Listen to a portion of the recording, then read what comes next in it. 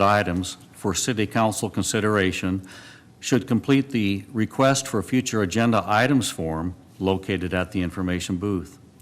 If the issue can be handled administratively without council action, notification will be provided. If the item is scheduled for a meeting or a study session, notification of the date will be given.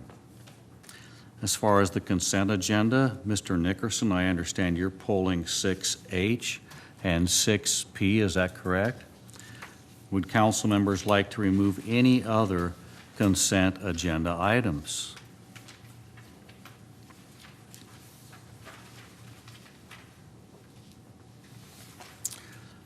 Hearing none, we shall continue. A sign-up sheet was available in the lobby for individuals wishing to provide input on any of tonight's agenda items. If you did not sign up to speak on an agenda item, please come forward, state your name and the agenda topic on which you will be speaking.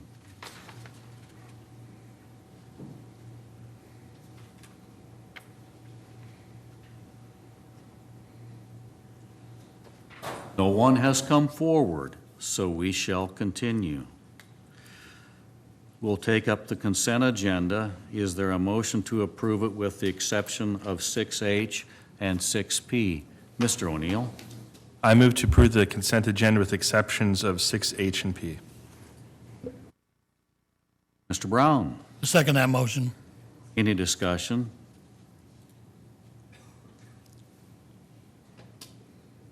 Please vote.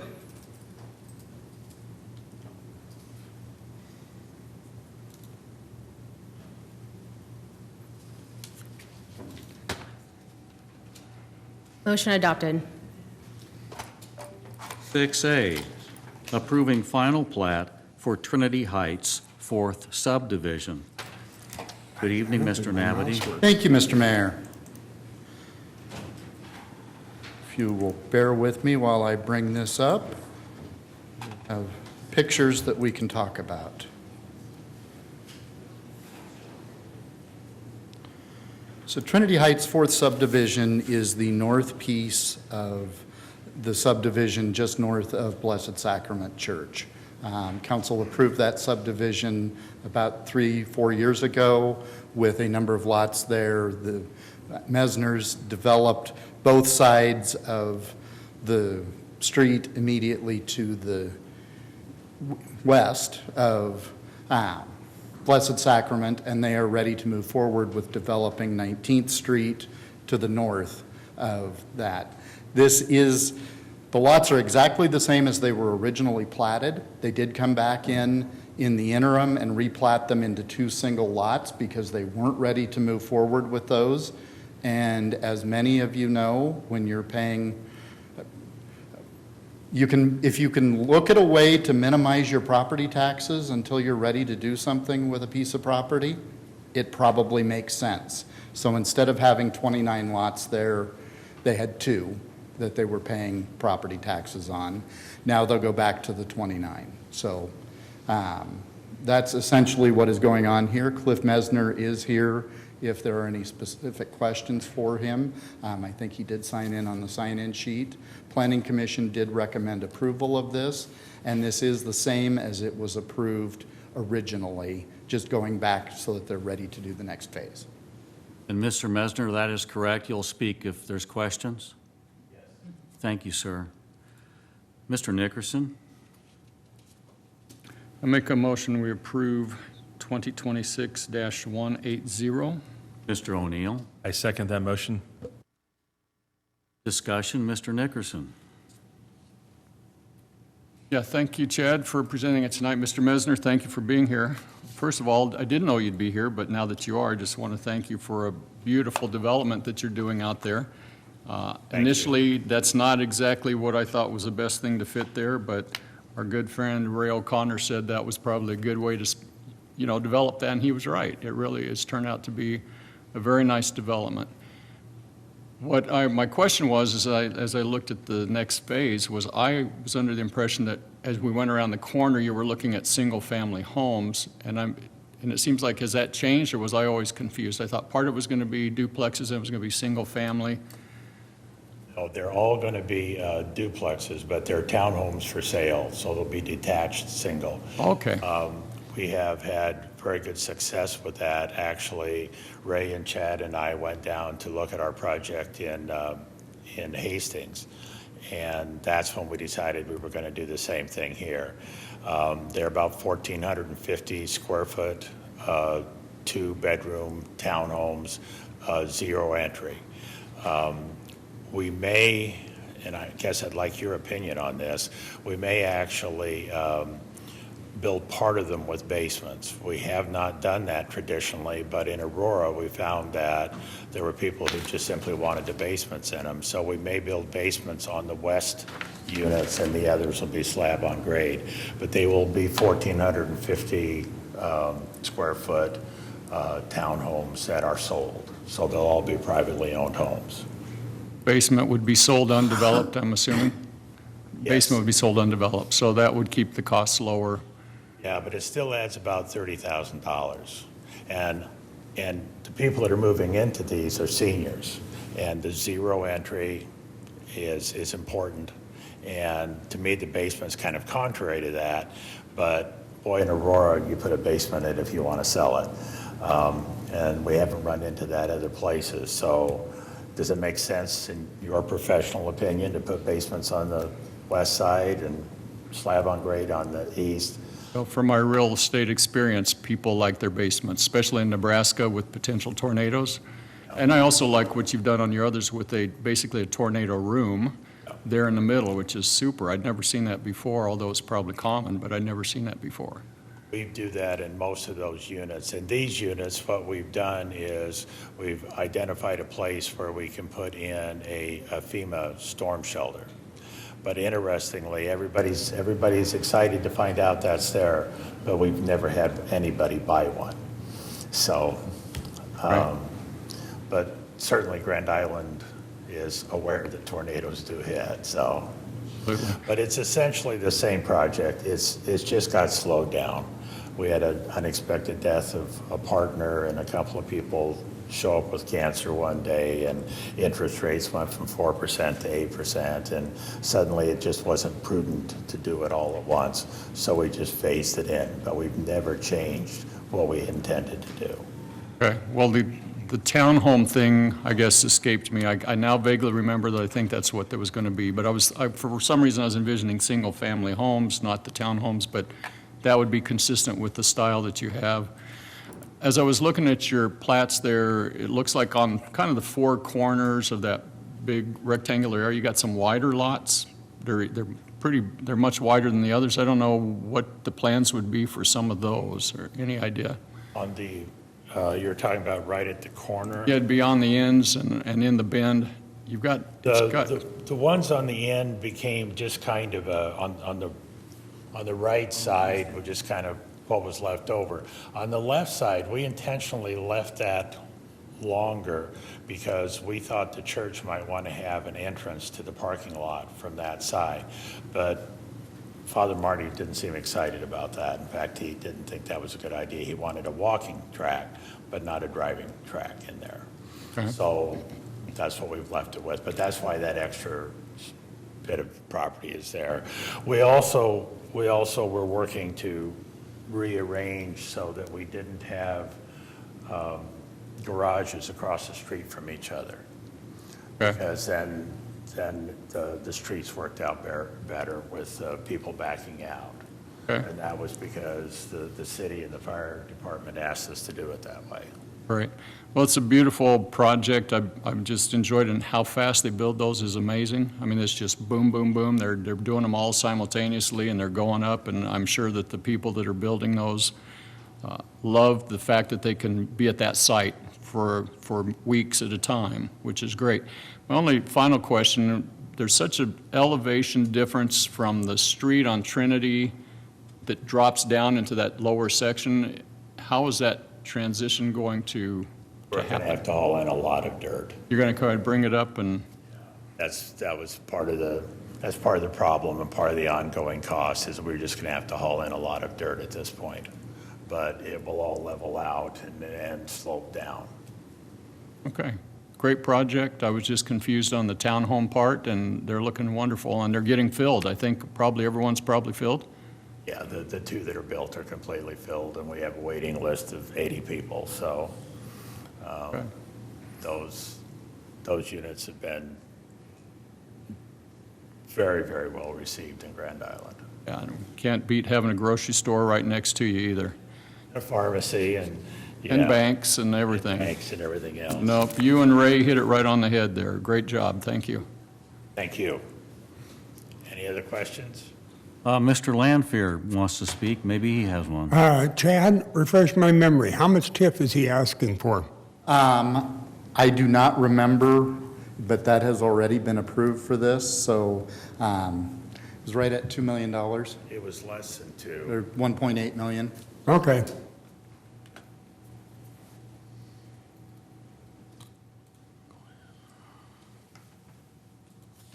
Please vote.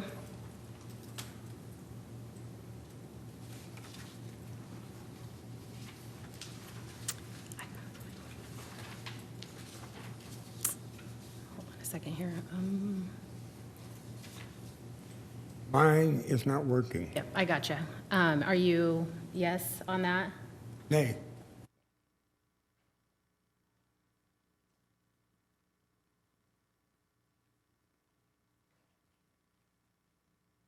Motion adopted.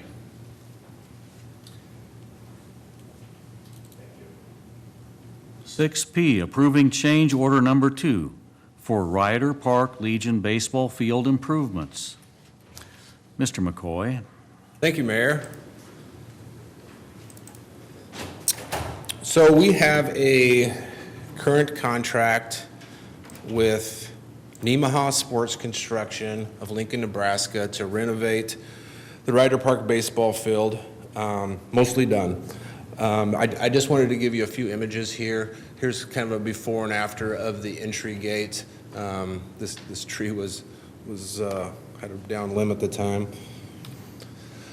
Here's some of the white rock that went in before the turf. So in the second picture there, you can see all the new turf, the grandstand in the background, the two dugouts.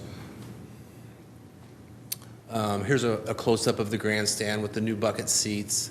Of course, the press box has been painted.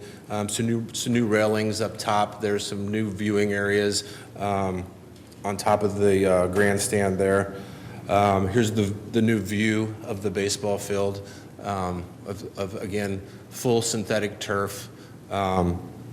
This project currently is $3,746,120.35. Before you today is a change order.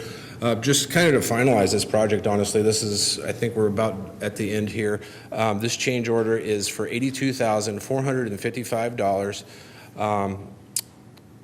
Approval tonight would increase the contract to $3,823,575.35.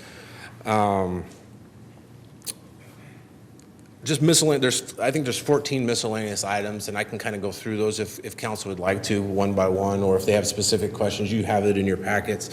But otherwise, this was a private-public partnership. There is a concession building and bathroom still to be constructed, and that is all being done through the private funding. And then also, as you may know, the Fighting Cranes baseball team, the Diamond League baseball plays at the field now, and they would like to purchase a video board. So hopefully that's still coming at the end of the year. So anyway, it's kind of a final item here to get this project to the end. Thank you. Thank you, Mr. McCoy. Mr. Nickerson.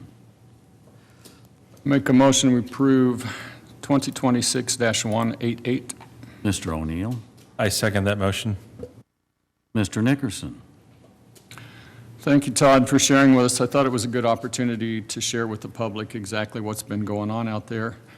I've been here, I hate to tell you this, 34 years and never been to Ryder Park until a couple of weeks ago, and watched the 5 Points baseball game. They were playing Vermeer, I think. And it's just gorgeous. I mean, that's a perfect picture from where I was sitting. It looked exactly like that. And it's a gorgeous park. It was, everything is new and pristine, and you're talking about what we need to do to finish it up. And the unique thing about this field that I've never even imagined is your dirt is fake. Who ever heard of fake dirt before? You've got fake dirt in that field. And you know what?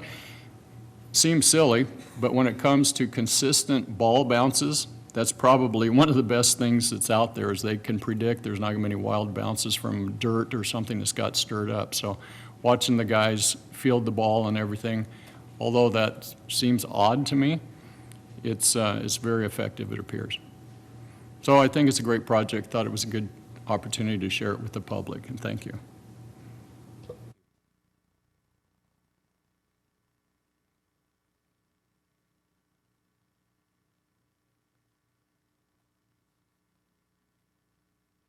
Please vote.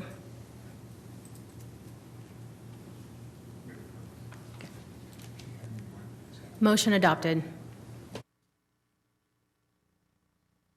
7A, public hearing on request from Kevin and Kimberlyn Peterson for a conditional use permit located at 2070 Engelman Road South to run an educational nonprofit as a private club, a private zoo. Mr. Nabity. Thank you, Mr. Mayor. If you could open the public hearing. Mr. Peterson is here and would like to ask that the council continue the public hearing until the 28th. And we would just leave it open, but council would have to approve that continuation. If that is his wish, he can come forward and state it, but you just stated it for him. But that's fine. Hello, sir. Hello. My name is Kevin Peterson, owner and operator of Pete Safari. I was wanting to know if we could ask for a continuance on the permit. I'm represented by Galen Stellick, and he wasn't able to attend. I think your request is very reasonable, and I think Mr. Hossie probably has a motion in that regard. Thank you, Mayor. I move to approve the continuance to July 28th. And Mr. O'Neill. I second that motion. Any discussion? Carrie, real quick. Carrie, will that be postponed is what I have an option to do? Whatever you need to put in your computer will work fine. Okay. This is about just making sure the public hearing gets moved without their need to provide public notice. Okay, perfect.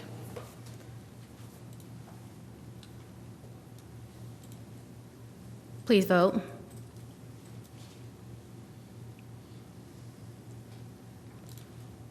Motion adopted. Your matter has been continued, sir. Thank you. 7B, public hearing on the 1- and 6-year improvement plan.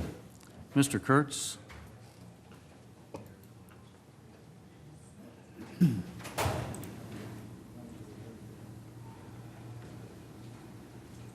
Good evening.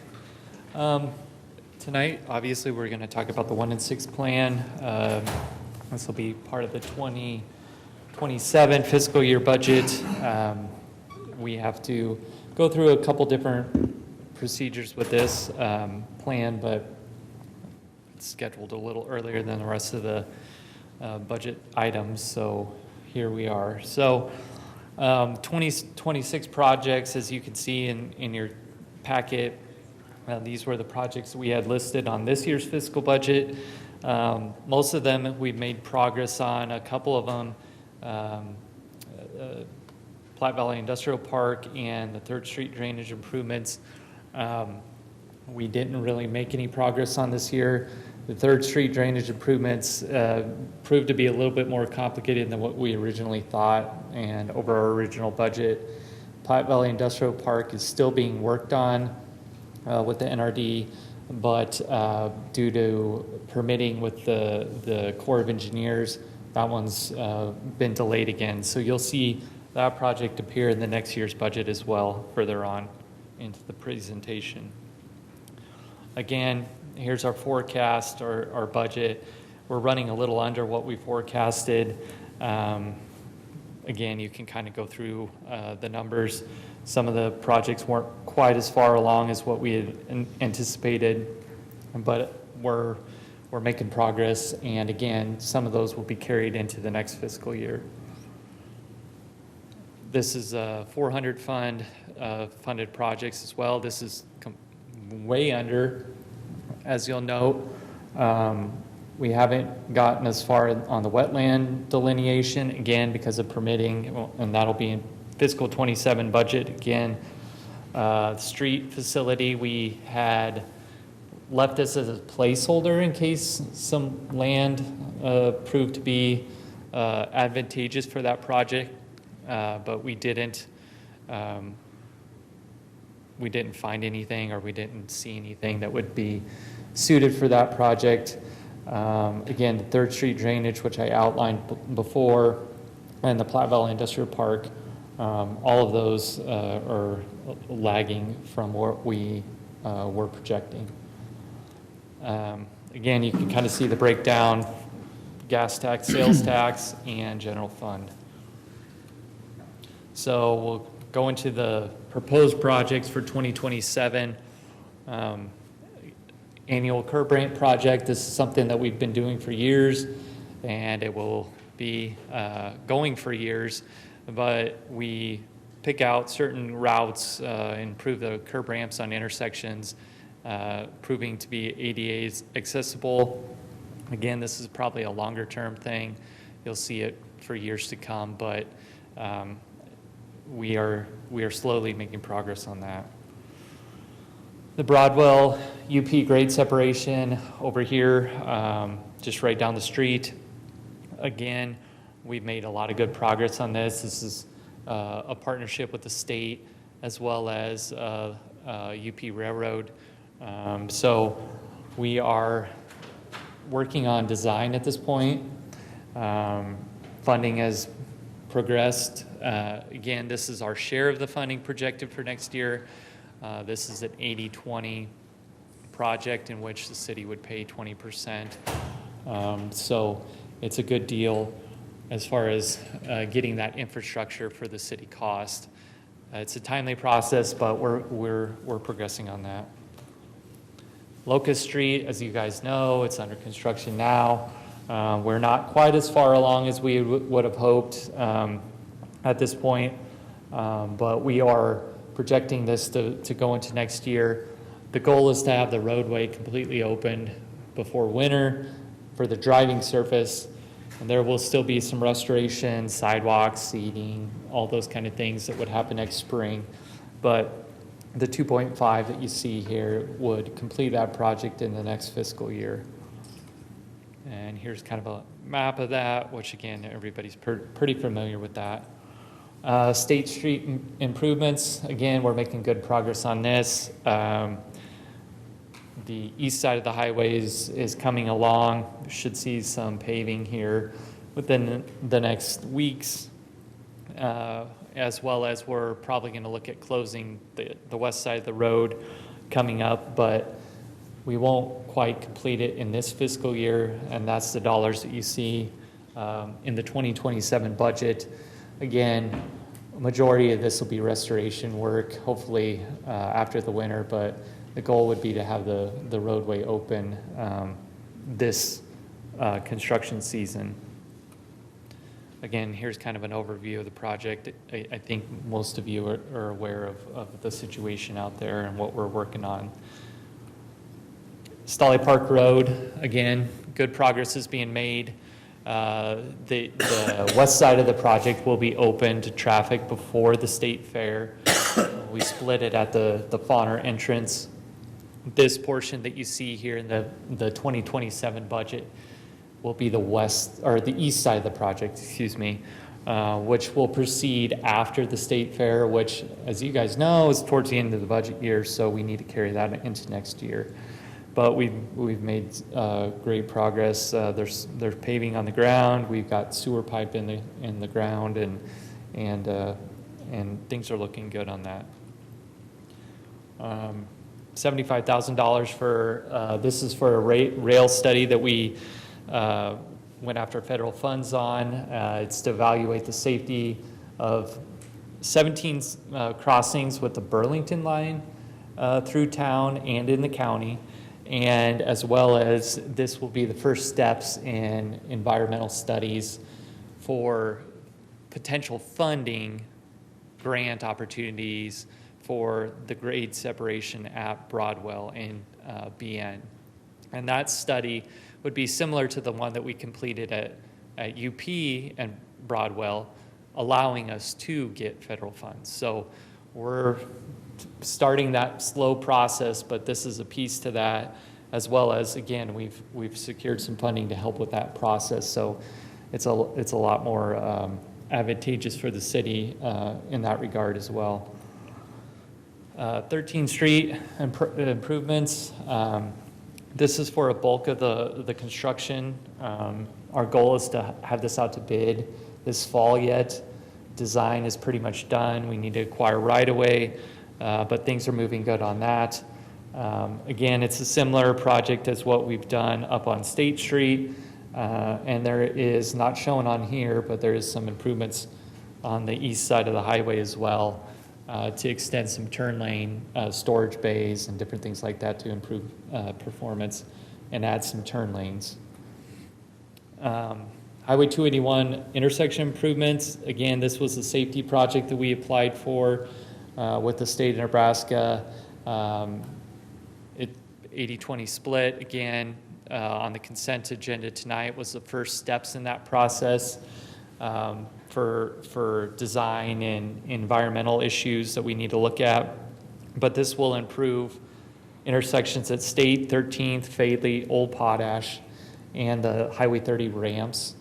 Adding turn lanes and offsetting the left turn lanes on the highway so you can see past the opposing cars. So that will be a very, very good project.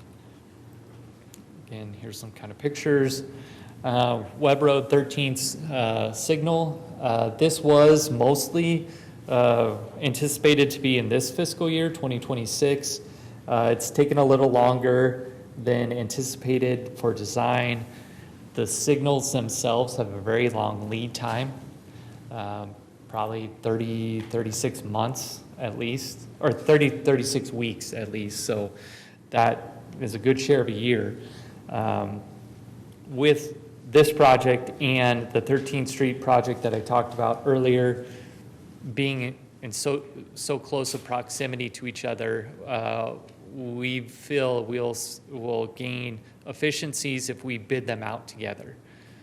And having the same contractor doing the work, we don't have overlapping construction zones and different things like that. We can control it all a little bit better, help the contractor control that process as well. So we're anticipating bidding these two as one project.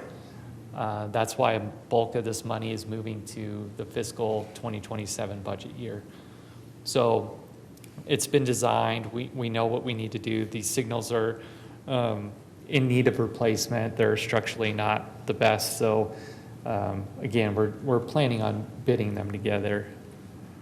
Sycamore Street from 10th to Capitol. Again, as you guys know, driving along this stretch of the road, pretty rough, poor condition in the pavement. We're anticipating bidding this out shortly after the budget is approved, hopefully awarded in October. We have a couple different options that we're looking at, but ultimately the curb and gutter will stay. The driving surfaces will be improved, whether it be concrete or asphalt, and should be a lot better roadway. But again, this was anticipated to be in 2027 construction. Fadley Avenue, again, this will be the next step of all of those Deers and cross-street intersection improvements. Similar to 13th and State, this is the design and or right-of-way acquisition for this project. So we'll start working on that as well. We're also looking at designing, I don't know if we'll build it all, but I would like to build it all, but design of a 5-lane section between 281 and Webb Road. As all of you know, that is very congested in there, backs up all the time. We're needing more capacity. So I at least want to design it. And again, whether we build it all at once or we phase it in, we'll determine that in the 28 budget. But again, it's a project that is definitely one that's been needed for some time. State Street between Custer and Broadwell. Again, part of this is reconstruction. The stretch by the high school is very rough. We have some drainage issues that I'd like to improve. Pavement condition is not great. And then the chunk from there to 5 Points, I'd like to widen out to a 3-lane section and improve that drainage and make that similar to the rest of State Street. This is shown in the long-range plan. Again, something to keep in mind with all of these projects. We're guided by our NPO long-range plan. So a lot of thought and progression goes into all of these things. So this is a project that we'll look at designing for 2027 and then probably build in 2028. Highway 281 resurfacing project. This is a state project in which we are obligated to pay a portion of the funds for this resurfacing work. Again, it's in the planning, it's in the NPO documents. So we're looking to fund that. East Bypass. This one, I'm not sure on the timing of it. I've heard that the state wants to proceed with it. With that being said, I put it in the budget. It is noted in the state's Build Nebraska Act. So they have anticipation of doing this. It's noted in our long-range transportation plan as well for the east side of town, whether it be grade separations or different projects. We know we have capacity issues on the east side of town. And this would be our share of that project. So again, the state would guide it, hire consultants, work through all those type of things. We're just a partner in that, in which we would help fund that. Again, this is kind of a little bit of a, I don't want to call it a guess, but I'm anticipating that our share should be at this or less than this number. So without all the details, I didn't want to not include it, but I did want to include a portion for it. As noted, this is it's been talked about for some time, and so the majority of this project would focus on where it would go and what it would look like. So it's not really that they're going to fund the construction at this time. It's more of a study, a corridor observation. Where do we put it at? How does it fit? What pieces do we need to build? Whether it gets built all at once or in chunks, TBD, but it's a good step. I think, the county's excited about this, the city's excited about this. I think the railroad has some good things to gain by this, both railroads. So it's a good planning project. The wetland bank, again, we've gone through the core permitting. Things are looking good on this. I hope to bid it out soon. There's multiple benefits to the city for this. There's some detention properties, obviously wetland, groundwater recharge properties. There's some potential revenue with this if we should choose to sell some of the wetland credits. So there's a lot of good things about this, but it's been a very long process to get to where we are. I've never been through that before, but we've been making good progress on that. So I would anticipate hopefully a bid award coming this fall on this project. But again, a bulk of this project, construction, would be in fiscal 27. You guys have kind of seen it before, obviously, as well, because it's been a while. Cost share program for the sidewalks. Again, this is an annual program that we would continue, obviously. It's mostly for residential areas that have sidewalk deficiencies. People can apply for it. We'll pay for half of their project. It's worked good. Typically, we don't get through all of these funds, even though they're available to anybody with a residential property. But good program, and people have been using it for sure. Stormwater modeling, again, this is kind of a placeholder. We had it in last year's budget and the year before. It's as needed. It's something that if we see a problem that we want to investigate and potentially build into a project in the future, this helps us evaluate hydraulics of the system to see if there's anything that we can do. Again, we've looked at different areas in town. You can kind of see here some of the areas that we've modeled. And I'm just putting that in there to hold the place. This year we didn't use near the $75,000 we had budgeted, but some year we might. I like having that little bit of a fluff on that just in case. Platte Valley Industrial Park, I think this will get bid this year. Again, this is a project that we've been working with Hall County, the NRD, and the EDC on. This is going to provide a drainage outlet to the Platte Valley area. Again, a really good project, just a little more timely dealing with the Corps of Engineers on permitting on that. Street and fleet facility, I think many of you were involved. We did a study a couple years back, kind of showing the state of affairs on our street and fleet operation and their current yard.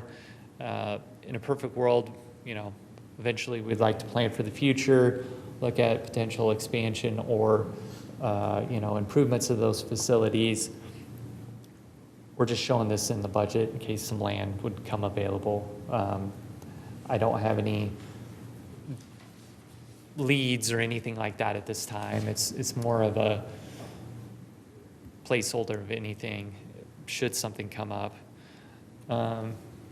Capital outfall, drainage replacements. We have very large culverts on portions of the outfall east of town, northeast of town.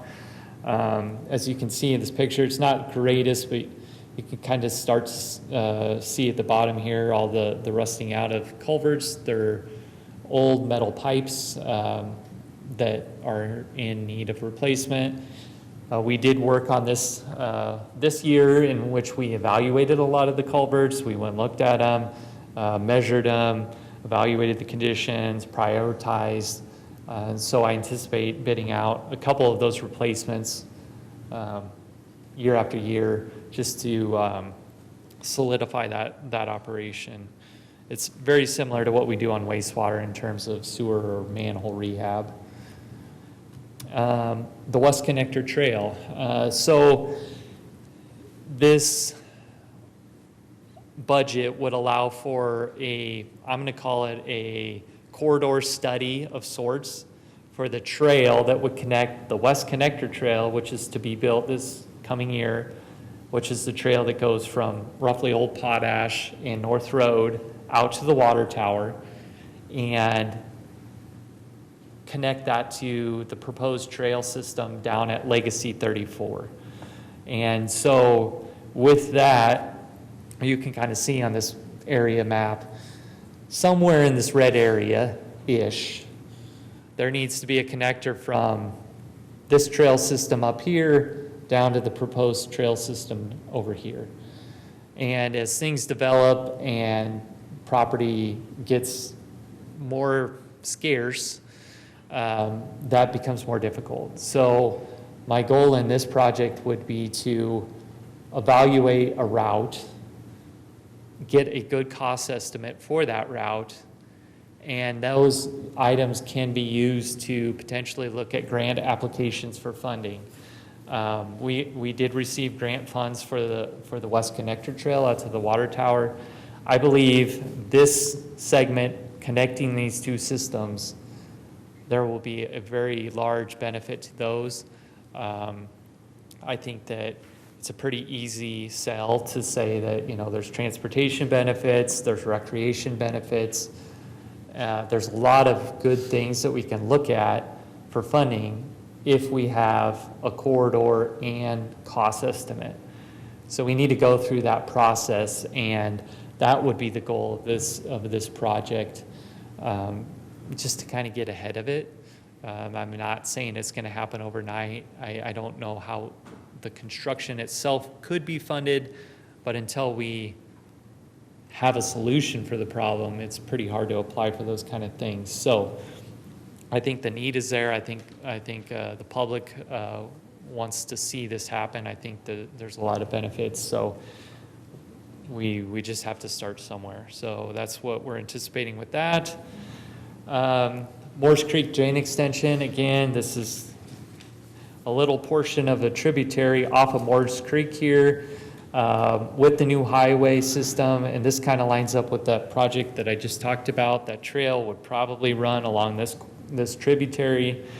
There is a undercrossing that was put in under the highway here for the bike trail that it also acts as a drainage overflow as well. So there's culverts under the highway here for this drainway as well. This will help drain the south side of the new highway, provide drainage over here, and the trail system. It all kind of fits together. So that would be the anticipation for this project. So that would include some right-of-way and some construction costs for that. Last item, South Locust Trail. Again, in talking with admin, we decided to put this in our budget.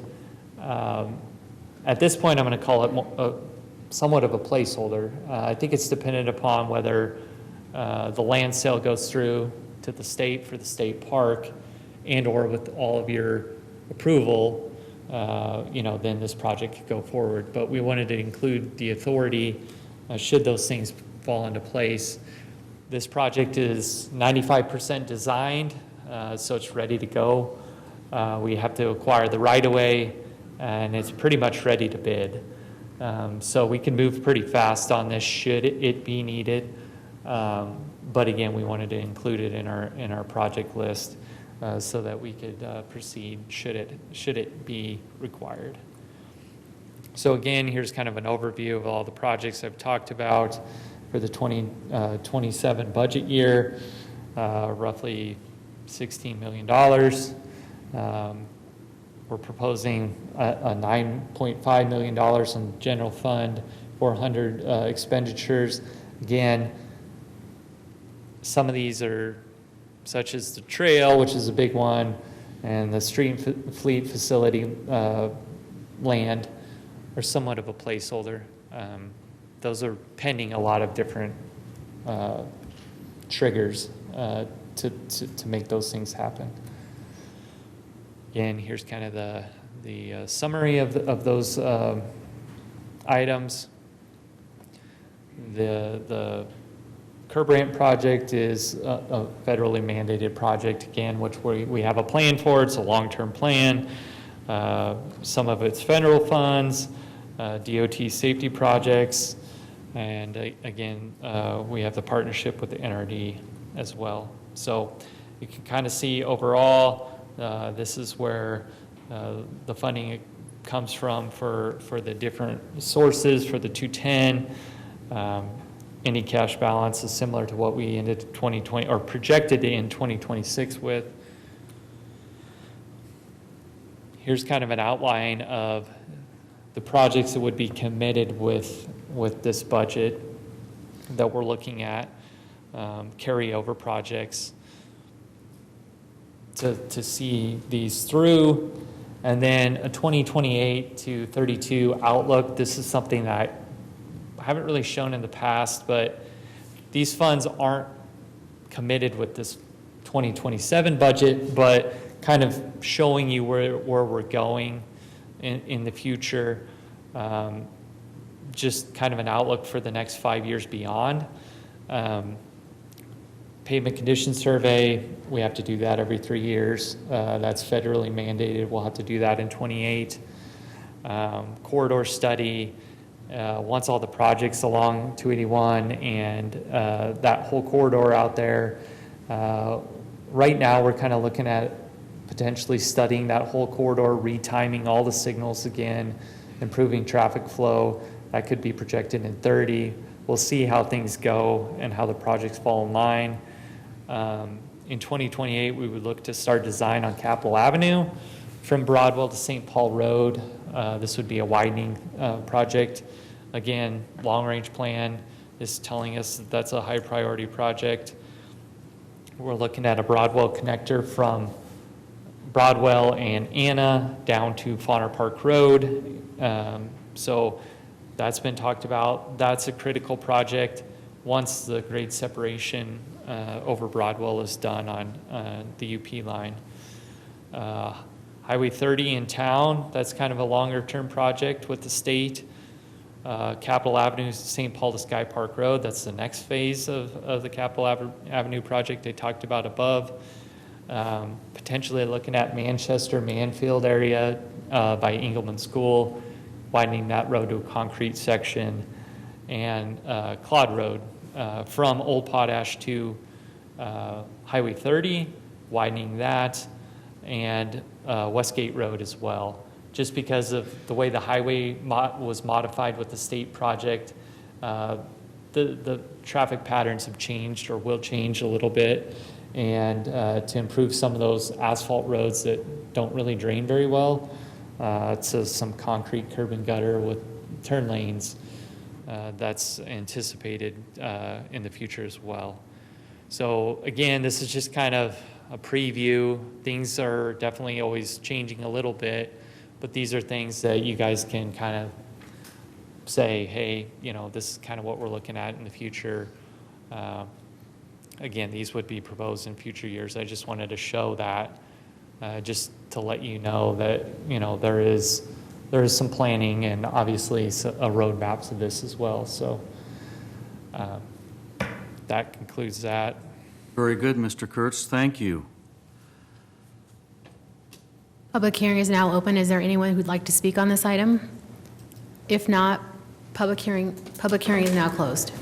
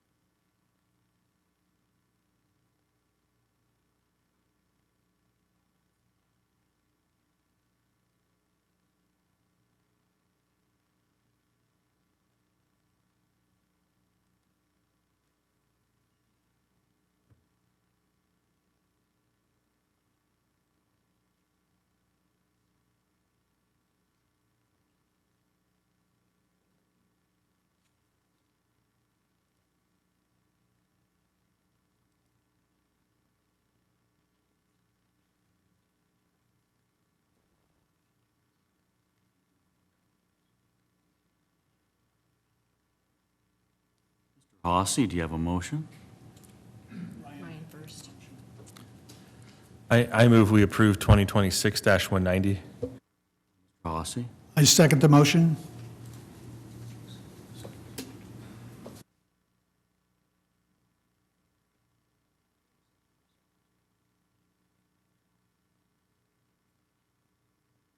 Mr. Nickerson? Ryan, that is a lot of Ryan. Keith, that is a lot of information. So I'm impressed with how you and your staff manage all of this. I can't even imagine what it's like to stay on top of it, but you do, and you do it well. One of the projects you talked about was the Sycamore 10th to Capitol, and you talked that you weren't sure whether we're going to look at asphalt or concrete. I drive that a lot, at least up to 18th Street. So I'm kind of curious, what do you go through to determine which do you think is better for that long term? So ultimately, we are going to bid 3 different options. Again, the plans for this are pretty much done. We're just waiting for budget approval before we bid it out. Some of this is curiosity, some of it is we haven't tried it before, all combined into whatever.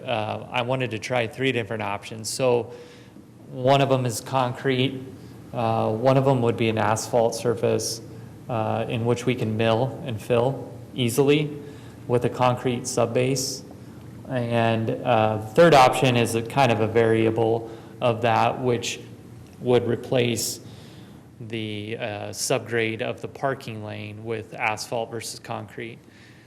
I don't know where the bids are going to fall. We'll see. The thing I like about the asphalt option is we can mill and fill it. We have a nice smooth driving surface every 10 years.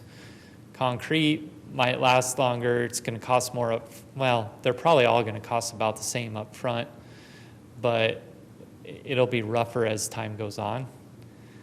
And then once it's done, we'll either patch some of it or we'll rip it out and we'll replace it like we are now. So we're experimenting with the cost and the benefit, so to speak, on that. So we're looking at options. We'll bid three different alternatives. Okay, so it'd be a lot like Wheeler is now, because Wheeler's getting a lot of asphalt on it. Wheeler or even Sycamore from here, 10th Street back into town is asphalt. Right. And so, again, it would be consistent all the way. It's just a matter of where the numbers come in, and we'll need to run some cost benefit on it to decide whether it's worth it to do it every 10 years and get that fresh surface, or whether we go with concrete and it lasts longer, but our maintenance options are a little limited on that, if that makes sense. Yep. And it sounds like, well, it gets a lot of traffic, so it'd be a good test to see how the option, Yeah, whatever that's why I option you wanted to do choose. it this way, is just to test and see where the numbers come in Yeah, at. that'll be interesting. Then I saw that you had a state Custer to Broadwell, kind of a big project, because drainage was one of the things you had listed on there as well. And in our last big rains that we've had, where it was, I don't know if it was an inch, and then we had a gap of an hour or two before the next wave, that area was just flooded across from the tennis courts. And I remember, I don't know if I sent you an email or picture, but for that short period of time, and I don't know if it's lack of gutter drain management, where, they get plugged up and everything gets backed up, or if it's just something there's just not quite right. But I drive that road quite often too, and it seems like after rains, they don't have to be that significant. The water that's going across toward that tennis court is just deeper than what you'd think it should be. Yeah, so there's a couple things probably that we need to look at. Obviously, in a high-intensity event, those inlets can only handle so much water. So the short term, you're going to have localized flooding. It just is what it is. Anything over probably a 20-year event, you're going to see that. I think on this section, there's probably some improvements that can be made. But again, we're only able to do what we can do without looking too far downstream. So I know I have capacity in the Broadwell section. There's a big pipe in there, actually a big, huge arch brick structure. I think we have a little capacity in the Custer system. So it's just a matter of where that goes. And so our intent would be to improve the driving surface, as well as why we have all that tore up. If we need to look at some pipes, either one or both directions to help that, or maybe some extra inlets, those things would be evaluated when we design it. So again, I know where you're speaking of, right? Pretty much where we have this picture at. Pretty close. It's a low area by nature, I think, too, so that's probably not helping us. So we'll look at all that when we get into the design. Okay. And then there's one other question that has nothing to do with this, except maybe it's something you can put in when you're talking about traffic signals. Some of these that have the pedestrian, the white pedestrian says that you can start crossing and all this stuff. What would it take to have some of those with countdowns to where you know when the light is about to change? Is that an expensive upgrade to put? Honestly, I don't know. I will say that there's probably some benefits to that. There's probably some other negatives to that too, because I think some people will see those countdown signals, like they see the signals that flash when they are driving down the highway, and they say, when flashing, stop, or be prepared to stop. And oftentimes I think we see people actually speed up when they see those flashing advanced warning signals. So it's something that we've kind of talked about a little internally, but we haven't really decided to go full in on yet. I know some communities do, some don't. So I don't know. The other thing that would come into play is whether our signal controllers can operate that. So you have to change the heads themselves, but then I also need the ability in the computer to control all that. And some of the newer ones, I'm pretty sure probably are able to do that. Some of our older ones, I can't speak to that. They probably won't. Some of our older ones won't even do the flashing yellow, which we're doing on a lot of the newer signals as well for the left turn. So again, it's a technology thing that we would have to evaluate. Well, there are some intersections in town I think it could be beneficial. One of those would be crossing 281 there at State. I spend way too much time at Wendy's there, and I watch people sometimes when I try to cross, and you really don't know when the light's going to change. You're in progress there, and it seems to me like that would be a great place to experiment with it. And you don't have that many seconds to start with, but people still cross the street. I see them do it. I've done it myself several times. And it'd just be nice to know there's something, at least you got an idea of, okay, when's this traffic going to start flowing? Because you're at the mercy of the drivers to wait on you, which they do, but you're going to get the one that doesn't. Yeah. So just one of those other things to toss out there for you to think about one of these times. We'll take that into consideration. Very good. Thank you, sir. Mr. Hossie. Thank you, Mayor. Keith, thank you for your presentation. That's a lot of stuff to cover, and I appreciate your breadth of knowledge of everything that we were talking about. So that always helps me be able to explain different things as well. I'm glad to see the South Locust Trail in for our FY27 budget discussions. I think it's going to become the trail to everywhere eventually. So I'm glad to see the discussions coming, on that one. On your stormwater modeling, there's an area on the 3000 block of Orleans. Again, it's the same thing on the stormwater. When it comes, it not only fills the street, goes over the curb and goes halfway up to the houses. And it's been going on for a decade, but 24 hours later, it'll be gone. But it's an immediate challenge for people that live on Orleans. And so in your modeling, if you could look at that neighborhood. But other than that, I appreciate your presentation, Keith. Mr. O'Neill. Thanks, Keith. So good planning should always reduce surprises, not really create them. And it sounds like you do a lot to kind of optimize your sequencing of some of the jobs that you're doing. So anytime you have something, you're always trying to do work in the right order to help save costs, basically. It looks like you have a lot of examples here of that again. I always appreciate seeing that whenever you can do it. And I just want to add on what Chuck had too. You mentioned Camp Augustine, which overall I think would be nice to do too. I think logically, it might make a little more sense to wait until it's officially sold to the state until we try and tackle that one, but I think it's good to have it on the radar as well. But I think you have a lot of good projects out there, and the point is I think you're just trying hard to address what makes the most critical needs now and get us planned well out in the future for a few more years too. So it takes several years to get some of these things done, and the funding can take several years typically, correct? So thank you. Mr. Stelk. Thank you. Thank you, Mr. Mayor. I too am impressed with your report. I can tell you've done a lot of planning and taken a lot of thought into it. I have two suggestions. One is on the north bypass. I'd like to have you look at Columbus has a north radial bypass where the new hospital is located, and it's a kind of a four-way highway to the north part of town. It's just a way to move traffic from East Highway 30 up to 81 that goes up north to Norfolk, and it's a real good project, and traffic moves really smoothly there. I'd also like to have you look at South Webb Road. There's a lot of traffic diverting off of 281 to take the Webb Road because 281 is so busy. I'd like to see Webb Road widened to a 4-lane between maybe Stolly Park or 281 up to Highway 30. Consider that. There's kind of a bottleneck now where there's a lot of people coming off. You have a couple plants south of town. You got New Holland plant. People are going north. And so with all the busy traffic on 281, they're kind of just going up Webb Road is what I experienced. So that's just my thought. Just throwing those out as suggestions for you.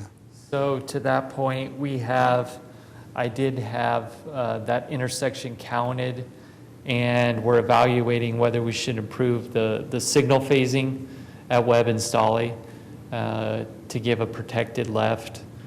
We're looking at that now. I don't have the results from that, but that could potentially help the operation of that intersection. So we are looking at that right now, which again, if we see that we need to improve that, obviously I'll come back next year and say, hey, we need to do this, but we have to start by figuring out what the problem is. So we are looking at that a little bit, yes. And one thing now that some people aren't hesitant or aren't thinking about is a lot of our medical field is going down to the southwest part of town. And so now we have traffic trying to go that way. And I have appointments there at the hospital. And how do I get from downtown easily without having a 15-minute drive south just to go 5 miles? And so that's something that maybe we need to consider for the future, is I think our traffic patterns are going to change with the big medical center building down there. We'll get Locust done, and then you can go down Locust and then go on Highway 34, and you'll be right there. That's the way I go now. Well, yeah, but it's a mess right now. I'll admit that because it's all tore up. But yeah, we'll definitely look at those things. Just right now, you just zigzag around. Yeah. Thank you.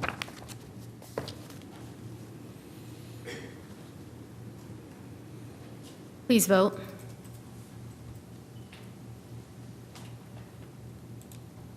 Motion adopted.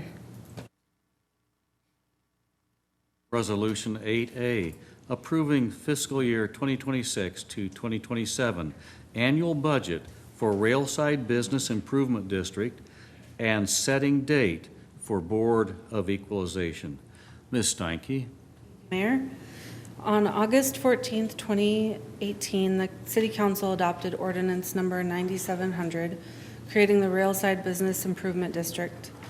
The creating ordinance requires that a proposed budget for the district be approved by the BID Board and forwarded to the City Council for consideration.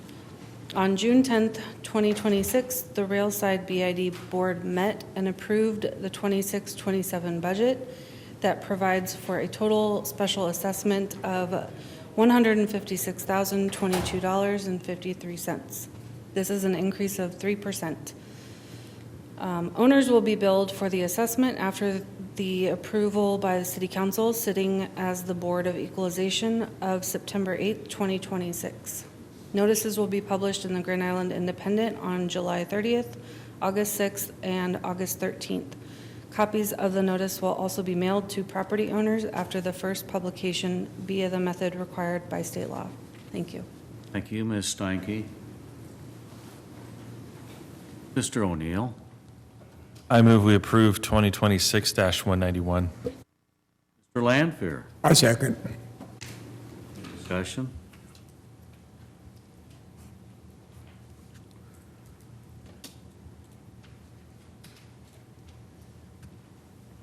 Please vote.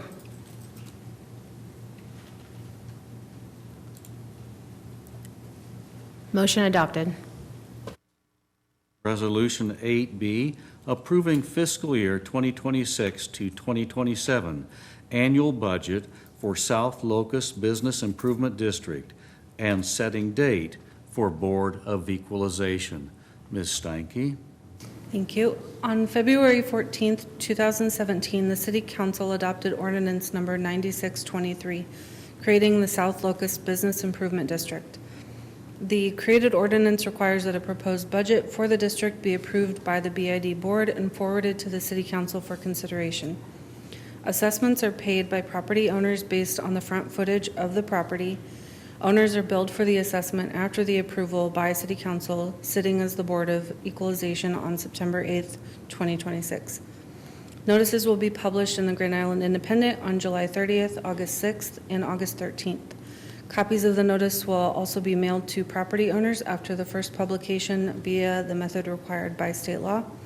And the BID pays the city a fee of $1,800 for accounting services. Thank you. Thank you. A motion is in order, Council. Mr. O'Neill. I move we approve 2026-192. Mr. Brown. I second that motion. Any discussion? Please vote. Motion adopted. 8C, approving fiscal year 2026 to 2027 annual budget for 4th Street Business Improvement District and setting date for Board of Equalization. Ms. Steinke. On September 12, 2023, the City Council adopted ordinance number 9941, creating the 4th Street Business Improvement District. The created ordinance requires that a proposed budget for the district be approved by the BID board and forwarded to the City Council for consideration. The 26-27 budget provides for a total special assessment of $40,000. Assessments are paid by property owners based on the county assessor's valuation of the property.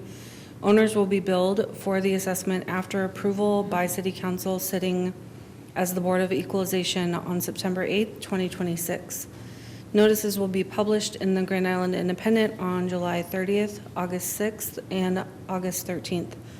Copies of the notice will also be mailed to property owners after the first publication via the method required by state law, and the BID pays the city a fee of $2,200 for accounting services.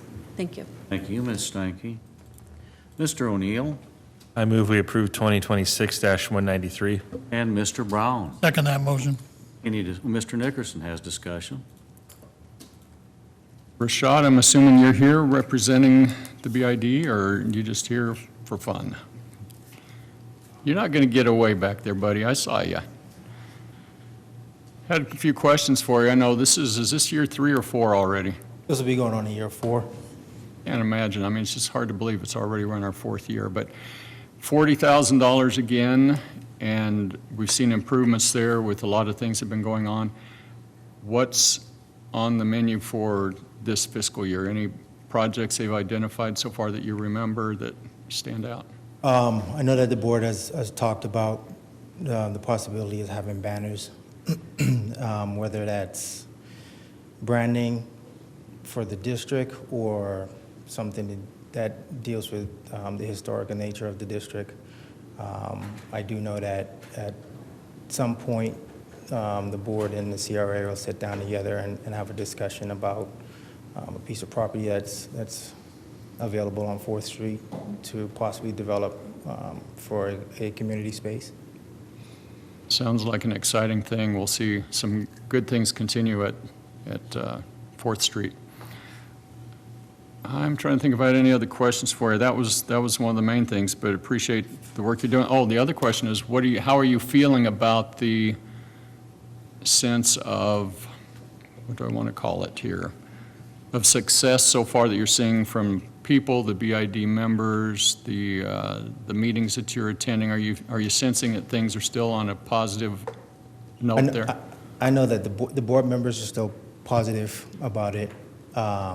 They have had some good reactions about, I guess, the newspaper article about the property, of the possibility of the community space. Overall, I haven't personally have any negative comments stated to me, but I cannot speak for the board members. Right. Right. Okay. Well, thank you for your input on that. I'm always curious how things are progressing, and keep up the good work. Thank you. Take care.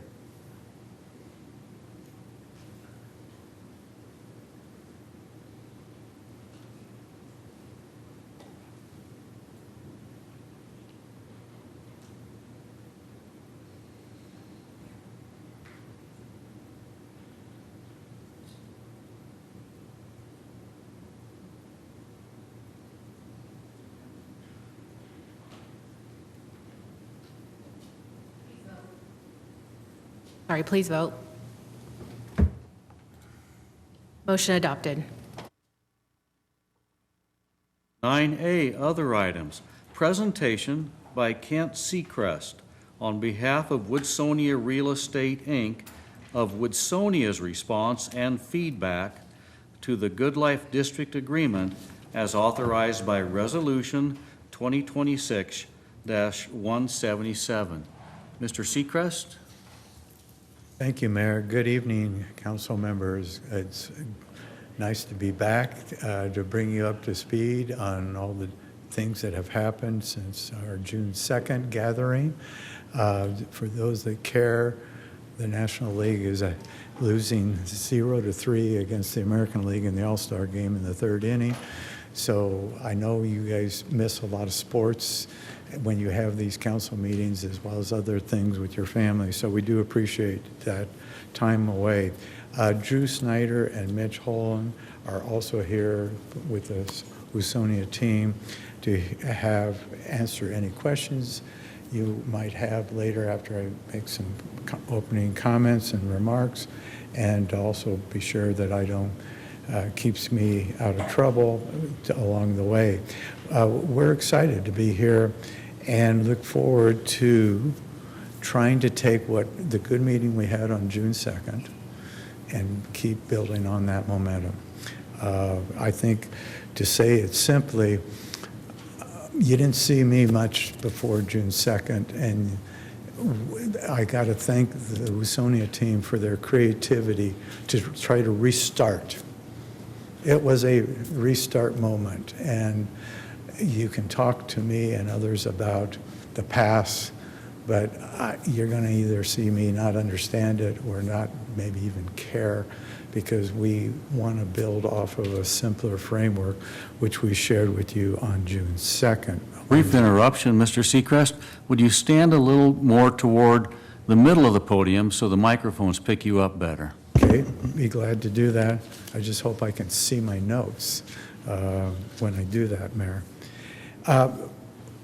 We have been busy. Your staff has been busy, and we have been busy since the June 2nd meeting. Our team has put together an updated draft of the redevelopment agreement and submitted that on June 29th.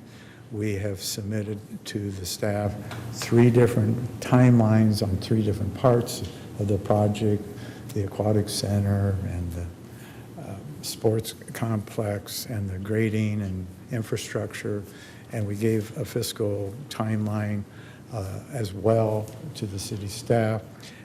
We reviewed your resolution that you passed and the mayor signed. We did not feel it was complete, so we did not accept it in time that we were asked to accept it by. But we don't see that as a critical problem because we think we can improve it, and we want to specifically talk to you tonight about that resolution and try to get that in final form the best we can to go forward.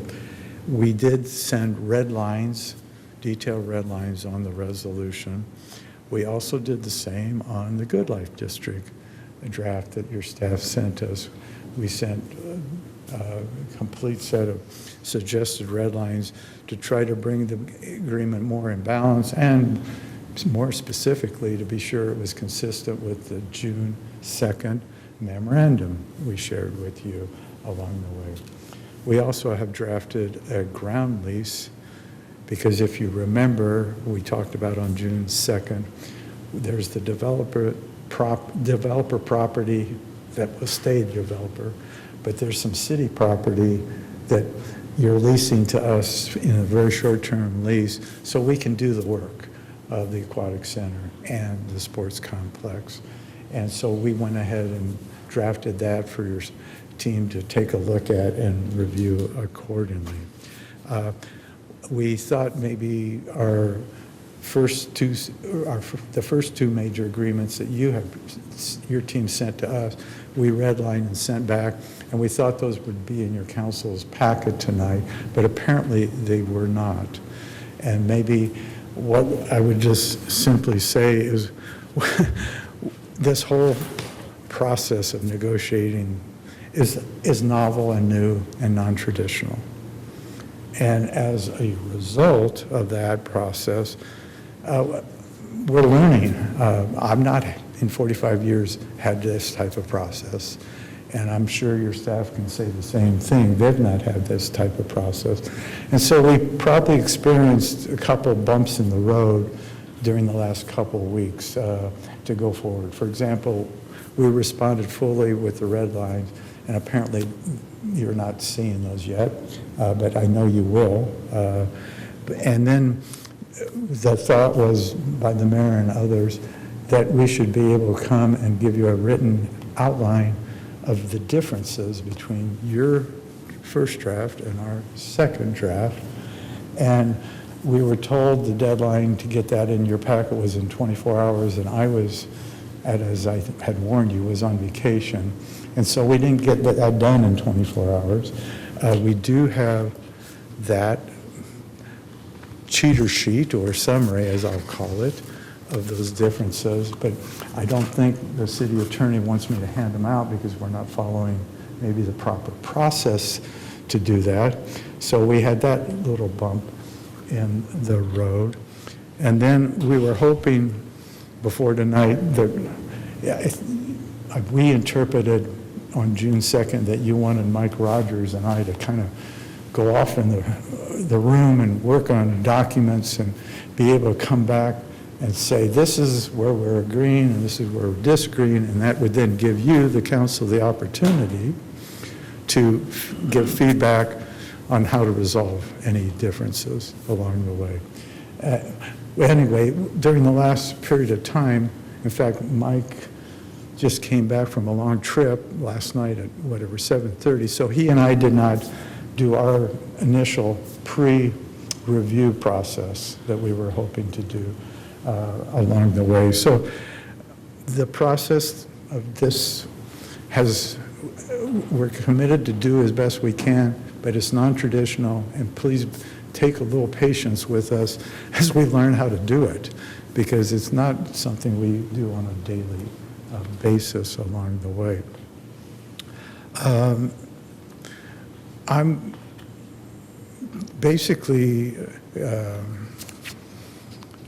we are committed to this public-private partnership, but you have to understand that when we do that, it's a big project. And even though we simplified it, it still has many, many component parts and complexities because of its size. And because it's a public-private partnership, it involves risk on both sides. I wish I could give you a non-risky deal. I would like my clients not to have a non-risky deal, but when we're talking of magnitude of this size, with the economy neither side controls, there's just some risks that we have to manage together, but we're excited to figure that out. So we do have a list. I can sit here and read it to you. We have 30 copies, I think, so we have, I think, enough for everybody in the room. But I don't know, again, if I should hand it out or read it to you.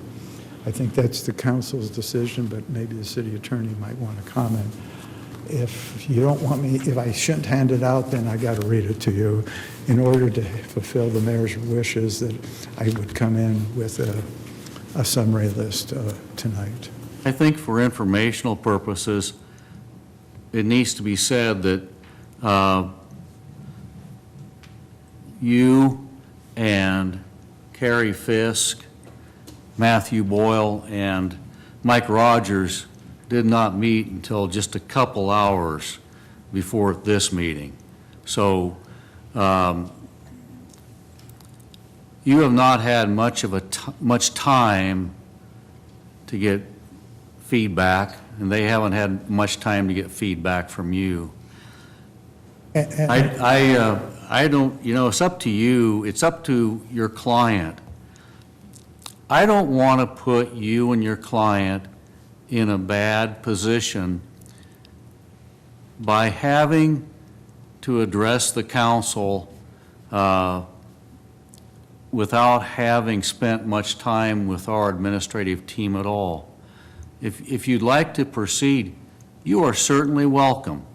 But if you think it's best that this be postponed, you're welcome to do that. But I thought it's important to mention that you didn't have a chance to meet with our administrative team until late this afternoon.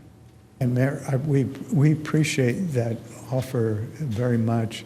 And that's part of the interesting confusion and opportunities on a new process, because we really didn't think we were supposed to meet.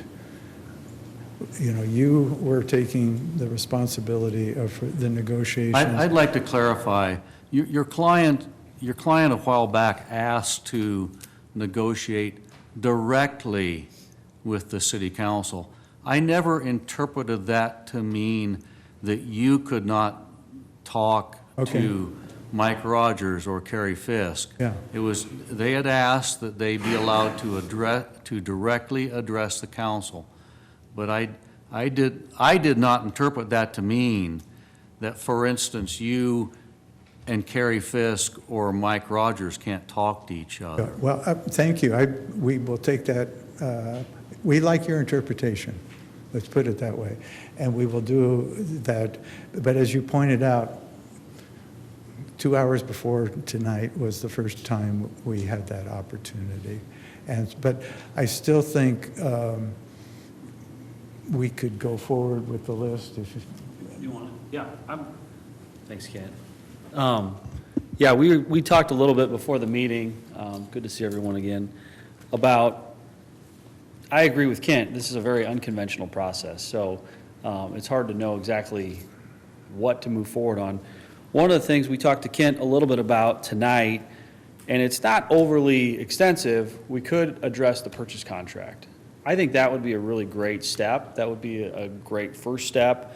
There's, in our little cheat sheet that Kent mentioned, there's about 6 or 7 things to talk about. So, I mean, if the council agrees, I think we should just talk about it. We're here. That would be a great document to try to make sure we're aligned on, get direction. If we can get direction tonight, that'd be great. Then the attorneys can go back. They can work on drafting, get this thing in final form, and knock that out.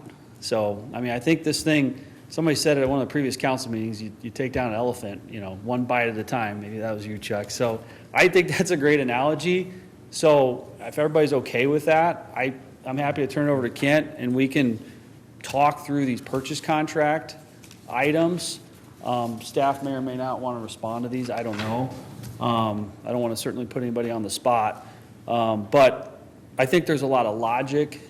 We want to provide some background and description on why we made some of the changes that we did to the purchase contract. So I'm going to interrupt you briefly because Mrs. Fisk put her light on. Mayor and Council, all that is noticed on the agenda is addressing Resolution 2026-177. The real estate purchase offer, which expired about a week ago, has not been noticed under the Open Meetings Act and would have to be placed on a future agenda for consideration to avoid a violation of that act. Okay. Well, I don't mean to frustrate you tonight. I just don't know, since we can't talk about the purchase contract because we didn't notice it as an agenda item. So again, I'll leave it to you. If there's other things you want to discuss, you're absolutely welcome. If you think it's best that you regroup with the administrative team, you're welcome to do that. to me, then we should talk about process. of how do you want to move the ball forward here? I think Well, that's where we need. I think the best way to move the ball forward is we were a little frustrated on our side that after we got your proposed changes, I believe that was June 29, I think, that then we didn't have any face-to-face with Mr. Seacrest until late this afternoon. So I think it would be better, and it's just my opinion, I'm not going to force my opinion on you. I think it'd be better if Mr. Seacrest could get together with the administrative team rather than just having the very brief meeting they had late this afternoon. Because you can bring up things, but obviously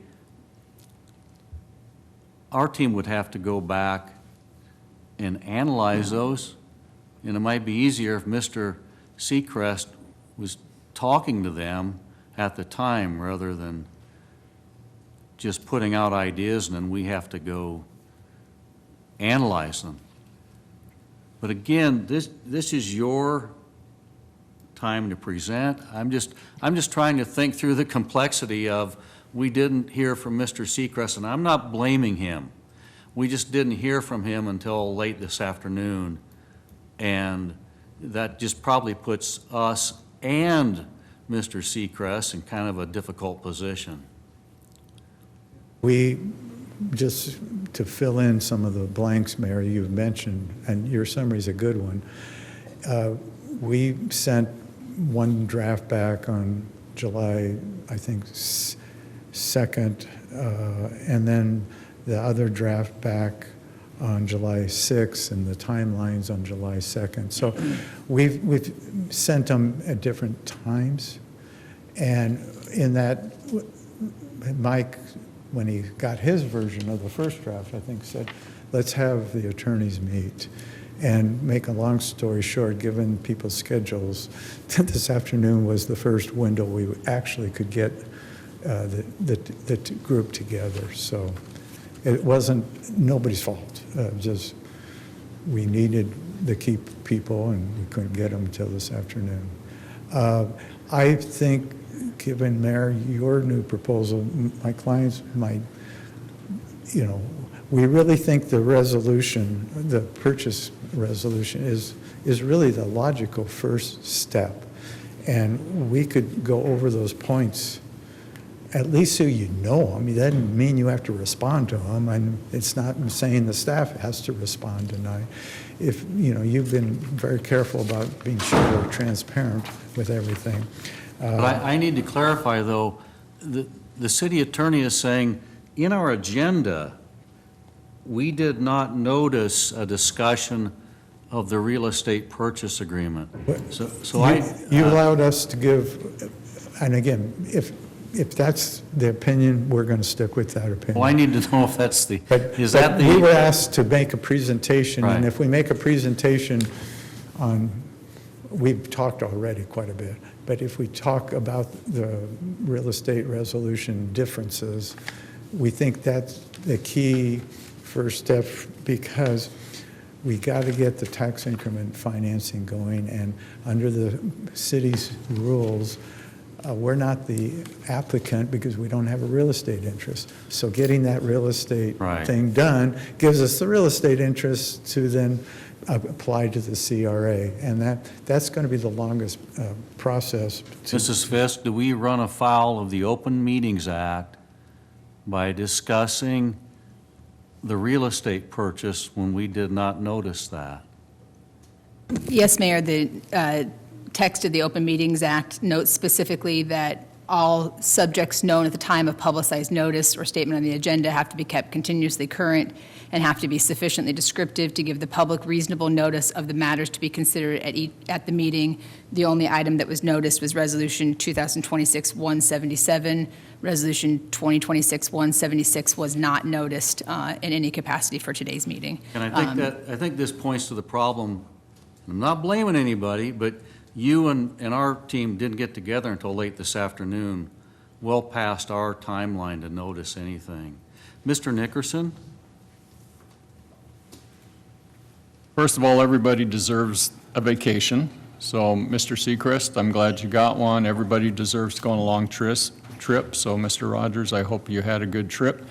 And that's part of the problem with what we're trying to do here and the muddiness of this. But what we have to get clear, it's very important, and Carrie has to be part of this, and then you guys have to be part of this. What we have is timelines that are very strict. That's not your doing, it's the law. So we talk about the law and what has to be done. So I need Carrie tonight to be specifically clear of what's required, when things need to be turned in, and then the onus becomes on you. Unfortunately, you're the one that has to respond to meet those timelines. And if you miss that by a day, you miss it. You don't get to go back and have do-overs. So Carrie needs to make sure that we clearly understand what those rules are. And what's happened so many times is we haven't followed the rules because you may not know the rules, you may not understand the rules until after the timeline's passed. That ain't gonna work, and it's not working. And it's just a matter of, it's not one of these things that we say, okay, you tell me I need to have my information by the 21st. I'll give it to you when I give it to you. That doesn't work. So in order for her and us and whatever rules there are to operate this way, and again, you wanted to talk directly to the council, we have to follow those rules. And in order for things to be published for the public to know, those deadlines are moved up, which means you guys have crunch time trying to get all that sorted out before you can give the information to whoever has to have that information. So what I'm going to ask Carrie is, what are those timelines for publications, for meetings like this, that if we were to have one again in 2 weeks, no matter if we go ahead and talk about things tonight that we can, when do they have to have things in so that our city clerk or whoever has to do what they have to do gets things published, and so they know exactly what has to be done? Because it's like shooting in the dark, and sometimes they may not know that, but you got to know the rules because the rules aren't changing. So for this type of thing, we just need to know what those rules are. I don't even know what they are. So tonight, it'll be educational for me as well. I think where this was, when we showed up, there was a resolution for a purchase contract just given to us. We had no opportunity to review And it. that's clearly understood. I mean, that's all behind us now. Right. But what I need to know is going forward, for whatever comes, if we decide to talk in 2 weeks, I need, whether it's tonight, I'd like to know tonight. What are those timelines? Because there's certain dates that things have to be done. That puts a burden on Kent, that puts a burden on you guys, but maybe you only got 5 days after tonight. Maybe you only got 3 days. I don't know what that timeline is. But that is what keeps this process moving in this situation. Now, meeting separately, that's different. But you want to talk about it publicly, there are rules have to be followed that we can do that. So I'm just going to ask Carrie if she's got something loaded up for us tonight. Just kind of give us an idea of what those timelines are so that I know, that you know, that everybody here knows, just so you know what may be happening moving forward if we continue in this format. That's all I want to know. And Mr. Nickerson, the rules I'll go through with you have been in place, it appears, since, well, given my gray hairs out long before I was born. The Nebraska Open Meetings Act requires that all the notices that I relayed to you before be placed and permanently affixed on the agenda no later than 24 hours before the meeting. And the agenda cannot be amended within that 24-hour window for anything but an emergency. Our process backs that up a little bit further. Our city code requires that all materials that are in your packet all materials that will be given to you be provided in our packet. So the packet deadline really becomes the operative deadline to include materials. Any materials that come in after that, and what I've relayed a couple of times now to Mr. Seacrest and the Woodsonia team is that if the materials don't make the packet deadline, they have to be verbally relayed. They cannot be given to you by city code. Internally, the clerk's office has established deadlines to make sure they have time to prepare the packet. typically, agenda items, depending on their nature, are presented to city administrative staff or any technical staff, such as my office or the finance team, that need to review it at least 10 days prior to the city council meeting. All agenda items are placed on our council agenda management software by department directors or mayor sponsoring council members no later than the Tuesday night before council, so about a week ahead of council, so that the clerk can do an administrative agenda review the Wednesday before council. The packet is then finalized.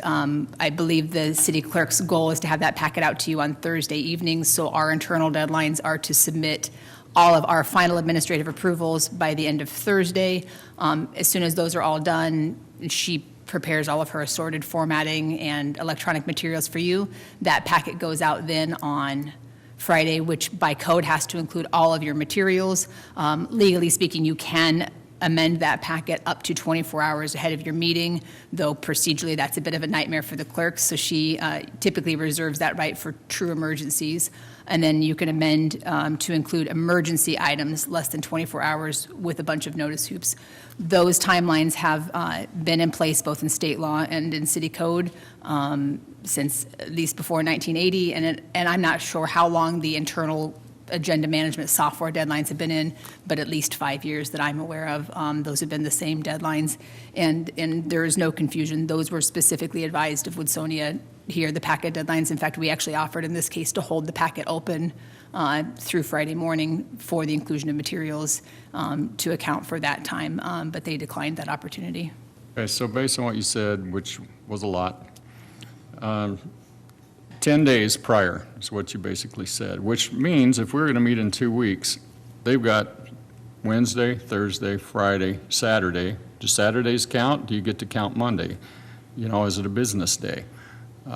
So in essence, they've got till Friday, more than likely, to get everything they need for us to see 2 weeks from today. That's what you're saying tonight. And if that's the Let's see deadline, what she says. That 10 days accounts for administrative review of technical materials. So for example, every department director who needs a contract reviewed sends them in then to give us time to review the dozen or so contracts you see before you every agenda. We can and regularly have been flexible with that whole last week. So for example, this week we left it all the way open to half of one business day to kick that out. So though we like them 10 days in advance, we can actually go as far as that Wednesday before, about 7 days before council, with some moderate inconvenience, and can push it to the clerk's last deadline on Friday. But I think out of respect for the clerk's office and all of the other department directors that have to do that, we ask for it earlier than that, so we can get all the rest of your business still done. But Sure. But we have pretty regularly worked all night on Thursdays, on Fridays, and on the weekends to help get you this stuff as fast as possible. And I understand that, and just so you guys know, you don't know because you haven't probably seen our packet, 570 pages this week. So, you know, you're part of that, but 570 pages. So overall, I'm hearing tonight that if we continue with this format, we come with specific items to talk about, you basically will have up to a week, it sounds like. We've got a little grace period where we've got probably till a week from tomorrow if it's all bundled. Now the stuff, I'm talking only with her saying shut up if I'm wrong, but what I'm understanding is that you basically got a week for anything you want to present 2 weeks from now that has to be bundled and sorted through and all of that based on the rules that we have now. I'm just wanting us to understand what the ground rules are, because you're at a disadvantage through this on the speed that you have to pull things together. We got all the time in the world to sort through it and compile it, and well, not all the time in the world, but a lot more time than that. So that's what we're working with, and that's why we're having some of the problems that we're having. And I just wanted us to all clearly understand that tonight, so that you can deliver what you want to deliver legally. And it's no fault of your own. I mean, no fault of yours, no fault of ours. we will, of course, honor your process. That's What's the law? that's Well, the it given. sounds like it's the law, not a Well, process. Part of some it's of law. it's law, some of it is the process you've adopted as a council, which Sure. is then the law too. I would just simply say it's not realistic to expect us to have some meetings and then have time to draft and have people review it and get it back in 4 days. because it's not just the real estate. We think that's the first key piece to fall, but the development agreement is even 3 times fatter in the way of pages. And we still need to be sure we're on the same page on our timeline drafts we've sent. We still need to be sure we're on the same page in our redevelopment plan draft. And we still need to get the occupation tax language drafted. It's not, nobody's drafted that even. We still have a ground lease to review, and staff needs to get the real estate ordinance done. And I'm just flat out telling you, don't ask us, both sides, to do that in 4 days or even 6 days, So if here's you want it done correctly. Right, so here's the deal. In order for us to get things done, this may not be the format that we need to do it at because of what we've just talked about. You may have to go back to a hybrid, get together, you can talk, you got all the days you need to get that done, then maybe it comes down to the council for those things that need to be hammered out. But this format is not conducive for what you're wanting to do and the complexity that you need to do in order to give us the feedback because of the format we have. That's what the law says. And Carrie's job is to protect us from getting in trouble. And I don't know, she probably doesn't look good in stripes, and I don't think I look good in stripes. So we don't want to get in trouble, and we want to follow the rules. So this may not be the format. I mean, the idea sounds great, but there's just a lot of rules that have to be followed and a lot of deep discussions that have to be had before it comes to the council like this. We can't, based on the format, in my opinion, sort through some. There are some things we can, but there are different depths that have to be discussed privately with a smaller group. This is my opinion. This is the frustration that I have. I don't know what the other 7 people here think, but I think for us to move forward, we've got to probably look at a hybrid approach more than trying to just do it in city council meetings because you're restricted.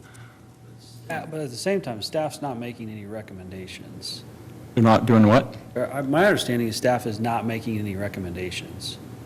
That's what was communicated at the last council meeting. Yeah, it surprised me that there was no real recommendation. I don't know. It's a difficult task to take agreements, and, I mean, that would be the normal process. But if we're not following that process and staff is not making any recommendations, I mean, this is the approval body. So that's what I guess we're trying to understand how we're moving forward. I'm not saying staff can never make recommendations. They couldn't on this packet because they hadn't even had any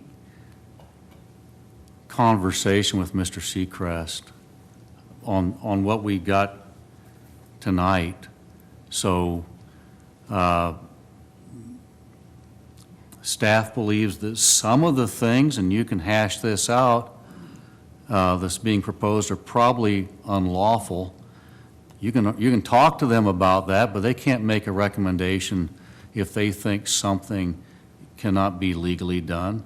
That's a matter for you to take up with them, but with only seeing Mr. Seacrest late this afternoon, city staff's not in a position to try to analyze, to interpret, to have a sense that there's an accord on certain things. So I go back to the fact that we haven't had a chance really to talk about things. And I'm not blaming anybody. It's just that we get this and then probably because of people's schedules, the first opportunity we hear from Mr. Seacrest is late this afternoon. But that's the first oral opportunity. I did send red lines on the second and the other date I mentioned. It sounds to me that you are indicating we should go work with staff. I'll just say my favorite flavor is that we do what we talked about on June 2nd, and you put Mike Rogers and I in the first room and have Carrie be your representative as the client, just like I have clients. And what we can do as that group is to come back to you, it sounds like in a month, and show you where we've agreed and be sure you agree with that list and show you where we're having differences, and that gives you the opportunity to weigh in because you're the elected officials. Yeah, your proposal sounds fine to me. I would expect you would to get together with Mike Rogers and Carrie Fisk.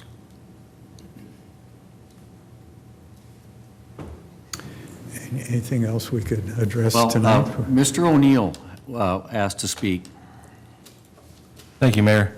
I think I speak for everyone here. We all want to have a productive conversation, and obviously I know you need time to prepare to do that. The more prepared you are, probably the better conversation we can have.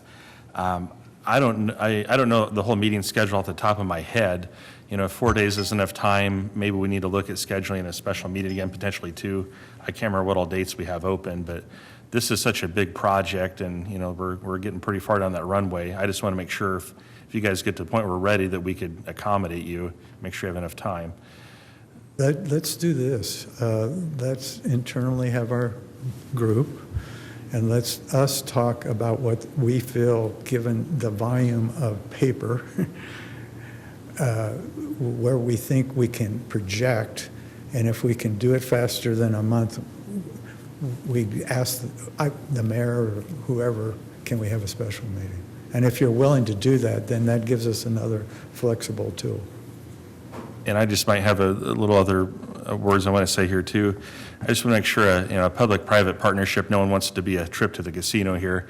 You know, we're not lawyers like you, Kent, and Carrie, but the council needs to make sure that, things are legal, that there's some protections in there. We understand this is a very big deal. I don't think anyone's out to try and get anybody here, but we also need to make sure that if auditor reviews it still makes sense too, so. Totally agree. Yeah. What I always like to tell my clients is it's like a football field.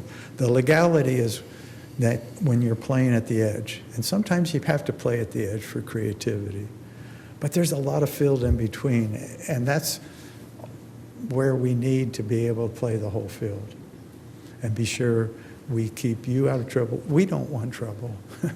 That doesn't do any good if you have trouble. So we're in the same boat of doing it right. I hope you guys can find some time to get together, and we'll go from there, but thank you. Mr. Nickerson. Barry, I have to ask you if I can ask this question. Can we talk about a broad topic like risk, since it was brought up, just the topic of risk? As long as it's related to the Good Life District agreement, it's contained in Resolution 2026-177. Mr. Seacrest can present on any of those issues. Oh, and I just have some comments about risk, and maybe it's a question for you as well. It's a question for all of us, maybe. I know we talked about risks. It was presented there's risk in a job, in a project like this, and we know there are risks. In our packet, we saw a list of risks. When we're looking at something like this, do you plan for the absolute worst outcome, or do we look for what's a likely negative outcome when we're trying to decide? We know there are risks, but are we planning on failure? What's the worst thing? What's that medium ground we're looking for that's reasonable? Because I know there are risks everywhere, and we can play the worst case scenario, but where do you find that balance when you're talking about risk? What is reasonable? So, like you pointed out, every contract you do has some level of risk. I mean, there's not a single thing you do that doesn't involve some degree of financial or legal or political risk. It's our job to advise you of those risks and make sure you take them understanding what they are. So, in the end, we attempt at least to sort into the things that are just risks we have to tell you about. Every single time you purchase something, there's a risk it might not show up. There's a risk we might not cut the check in time. To the more likely risks, and it ends up being a spectrum to the things that are just factual and legal barriers where it is factually impossible and or a violation of the law. So everything exists on that huge spectrum. do you pay lawyers to see risk and everything? Sure, absolutely. But it's our job just to advise you so that you know what those risks are and what risks you can take and what risks you legally would be exceeding your authority to take, and then which ones are just unadvisable. So at least in this time, we've attempted to do that. What are factual and legal just barriers? They're risks that become impossibilities that functionally make a contract either illegal or void. The risks that are just not advisable. So for example, in this particular agreement, you got advisements about the fact that no matter how much the agreement is, $1 to $1 billion, there's a risk of city credit. So we have to just tell you that is one of the things you're risking. Whether that risk is worth it or not, we have to provide you enough facts to understand the scope of that risk, and then after that, that's kind of your call to take. So it all ends up being that big spectrum. There are some risks that are in everything that you probably never hear expressly called out, but they're in your materials should you go to look for them. But we'll always try to tell you what risks you can and can't take and what risks you and to contextualize those risks. We'll never quite thread it perfectly, but it's my job, I always tell you, to tell you what you need to know, not what you want to know. So we'll continue to do that as long as we want. I think on this particular issue, one thing that it might be helpful, at least for my staff, to have clarity on is kind of just the timelines. I think Mr. Seacrest, we're probably aligned in wanting this clarity as to what our assignments going forward are and aren't. In December of 2025, you authorized proceeding with negotiations. Those negotiations proceeded for a few months and were unsuccessful. Woodsonia then came to the media and requested to negotiate directly with you. Mayor held a press conference. You voted as a body to functionally move on from lawyer to lawyer negotiation and do direct negotiation straight with counsel. In fact, I think you had motions and votes on whether that should be the full 10 of you or just a committee of the 3 of you. So our direction back on June 2nd was to, or I believe the meeting even prior, was to put everybody in the position for them to talk straight to you so that you could negotiate the agreement. On June 2nd, our instructions were to reduce the June 2nd presentation to the simplest legally palatable agreement we could do, and that was done. Our directions from Mayor at the time were that we had the authority to make, housekeeping changes, clerical changes, legalese changes, maybe change bond language, change insurance language, but that anything material was to be directly negotiated with you. So I think that's been some of the process confusion for both the Woodsonia team and for us, is what exactly you want us to be handling, like we were charged in December with negotiations, versus what you want to be deciding directly. And so of course, that got presented to you through the resolutions at the last meeting. We received the red line version of Resolution 2026-177 on July 7th. Immediately sent back a notice asking for that sort of summary doc so that we would know what it was they were going to directly negotiate with you, and did not receive that. Did that review, and it's clear that it exceeded the authority we were given by you, and that it was more than clerical and legalese changes, that they were material changes and policy changes that were to come back to you. So as you proceed forward, I think all of us would just like some guidance as to whether or not we have the authority, Mr. Seacrest and myself, to directly negotiate those sort of material terms, or if you would like to keep our authority limited, as you had previously, to just more ministerial functions, and would to have those material things negotiated directly with you, which would include some of those risks that are outlined. Do we have the authority to tell him what risks we would and wouldn't advise, or would you like to continue to do that direct negotiation? Because the process has gotten kind of muddy, and I don't think any of us really know whether you would like us negotiating the contract, or if you would like to continue to direct negotiate per your last authority. Well, you're exactly right. It's the muddiness of it that's making it tough, and you feel like you're stuck between what am I supposed to do. But we need to unmuddy it tonight. We need to unmuddy it. I don't know how we unmuddy it, but it sounds like there's a path forward. Maybe Drew has a way to unmuddy it. I don't know. This is an idea. I just talked to Kent. But I think everybody wants to know timelines, right? Everyone's got deal fatigue, and this has been going on for a long time. So if this is the approach, and I don't disagree with anything that's been said, what if Kent and Mike Rogers and Carrie and staff get together until August 4th? Okay, let's set some deadlines here. I mean, the agreements are redlined, so there's really, at this point, the documents are with staff. So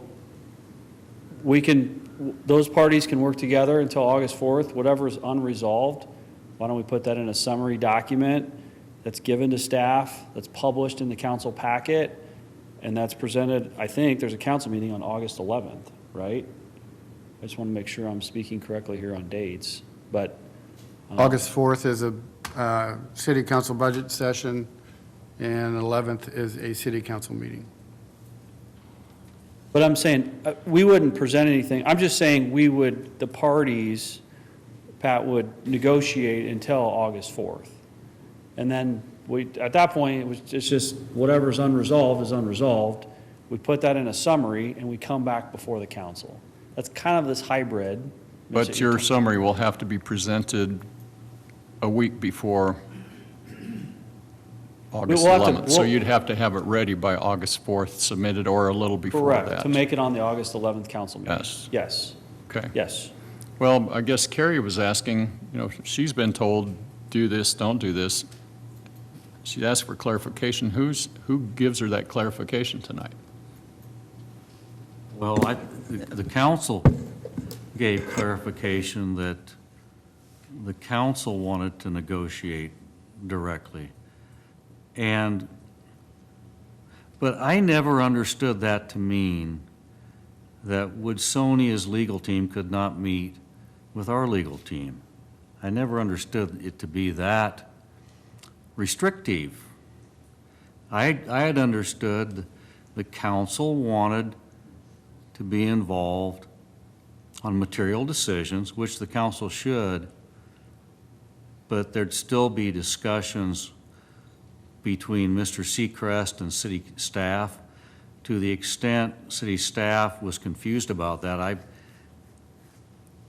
I'm sorry about that, but I just assumed it was understood that city staff could continue to deal with Mr.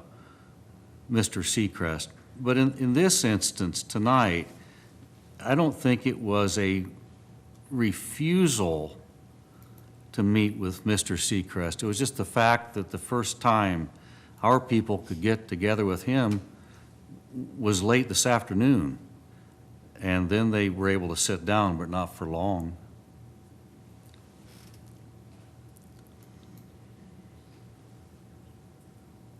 Do we have a consensus, or do we have, I don't even know if we could even vote on it tonight. Does it just can be general consensus based on discussion tonight that staff and legal can meet with the Woodsonia group? Is there any opposition to that? Mrs. Fisk? There is an action item noticed for you at the conclusion of this presentation, which is when you'd need to make whatever forward direction you want to do. So we set them as two separate items, so that way there was no confusion about when one of you made a motion, when they would have to stop talking. So we did a presentation for them, and then the next item for you is an action item. But do we need an action on just, I mean. If you're just continuing the presentation, then no. You met with Mr. Seacrest this afternoon. That didn't require action of the city council.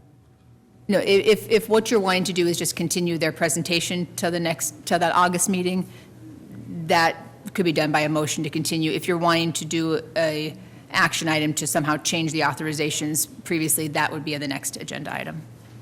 Are you asking then that we continue tonight's presentation until the August 11 meeting? Well, I guess I want Kent to weigh in here. I mean, I want to be specific. I mean, what I want to do is I want to come back to you on August 11th and say, Kent and Carrie and Mike met, and here's the 8 things that the parties aren't agreeing to. Here's our perspective, here's staff's perspective, here's Mike's perspective. Council, please weigh in. Please vote on these, so we can actually move things forward, make progress. That's what I would like to do. So whatever the motion needs to be tonight to make sure that happens on August 11th, that's what I would like to see happen. And I'm just saying, if we have a week before the council date, and the council date's August 11th, the parties need to get together until August 4th to try to resolve as much as they possibly can. So we're coming to this council with as short a list as possible. Nickerson, you still want to speak? No, I think it's a reasonable request. I just want to make sure that it's legally okay to do it based on past instructions. That's all.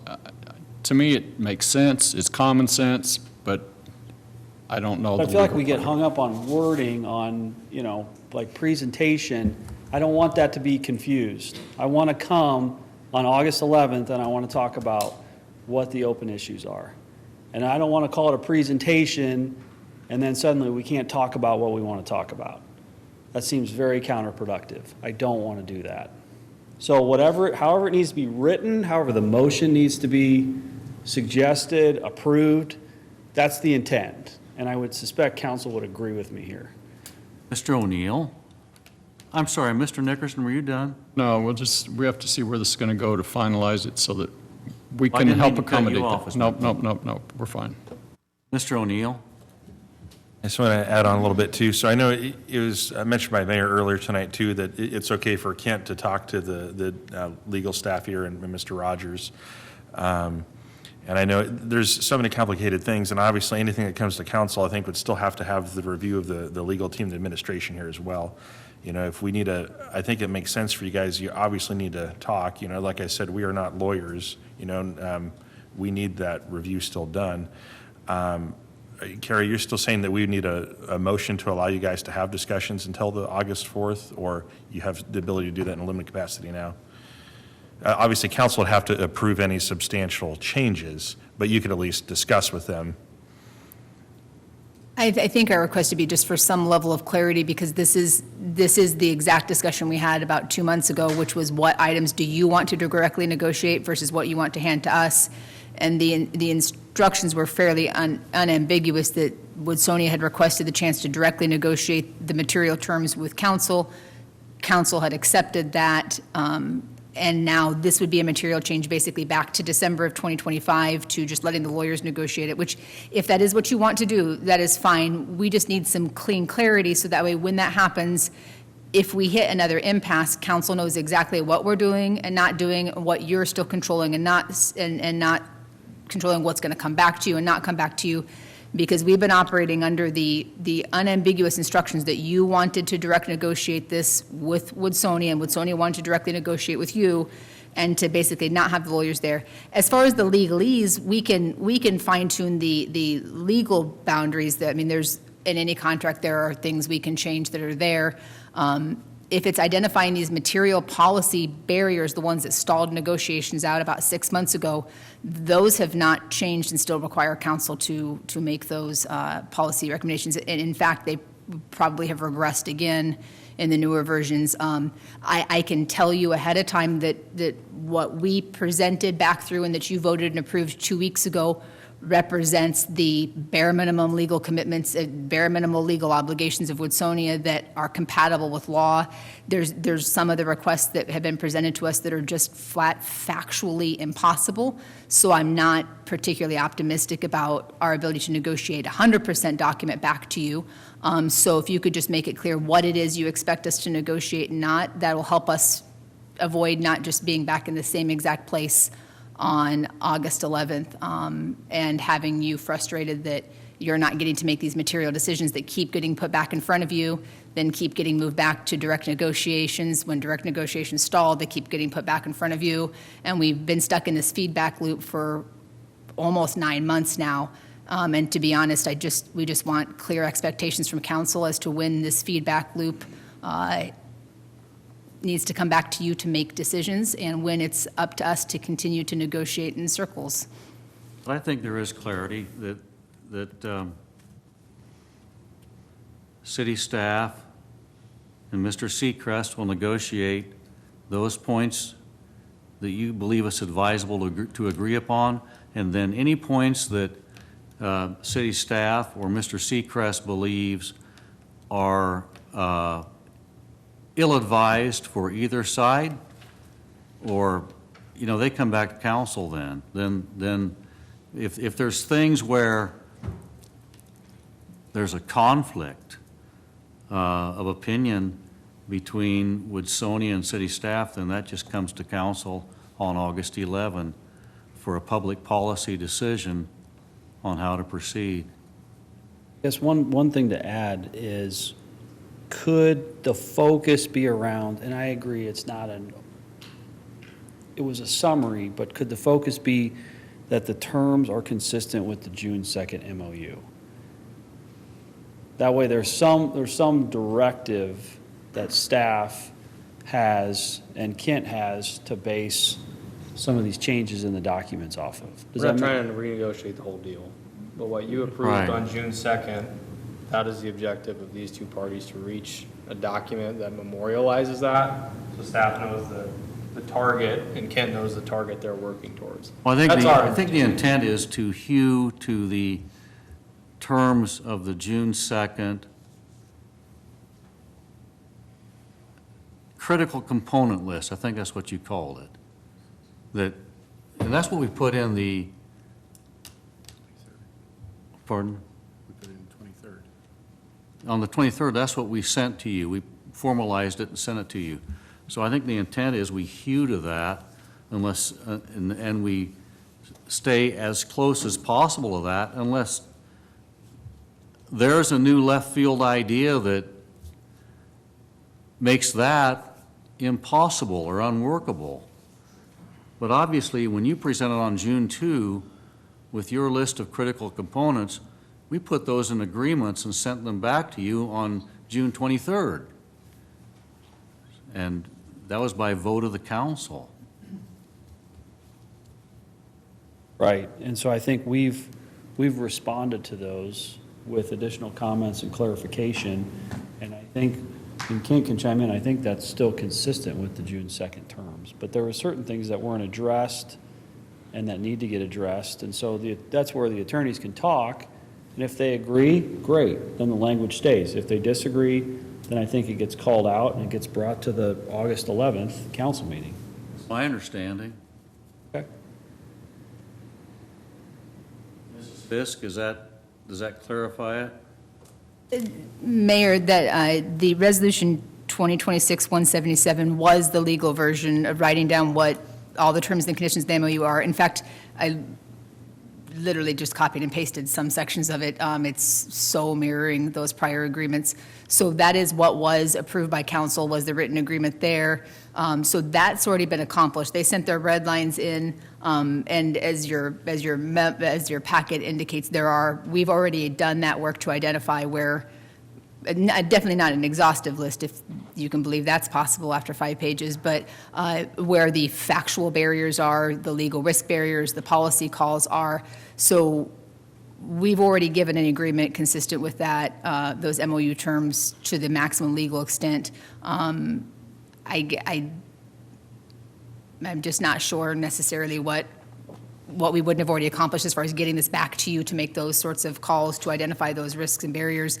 You have that in front of you now. I'm not sure what else we would accomplish, but if you'd like us to give it a shot to see if we can find a few things, I think it's worth a shot. I mean, there was no discussion with Mr. Seacrest until shortly before this meeting. This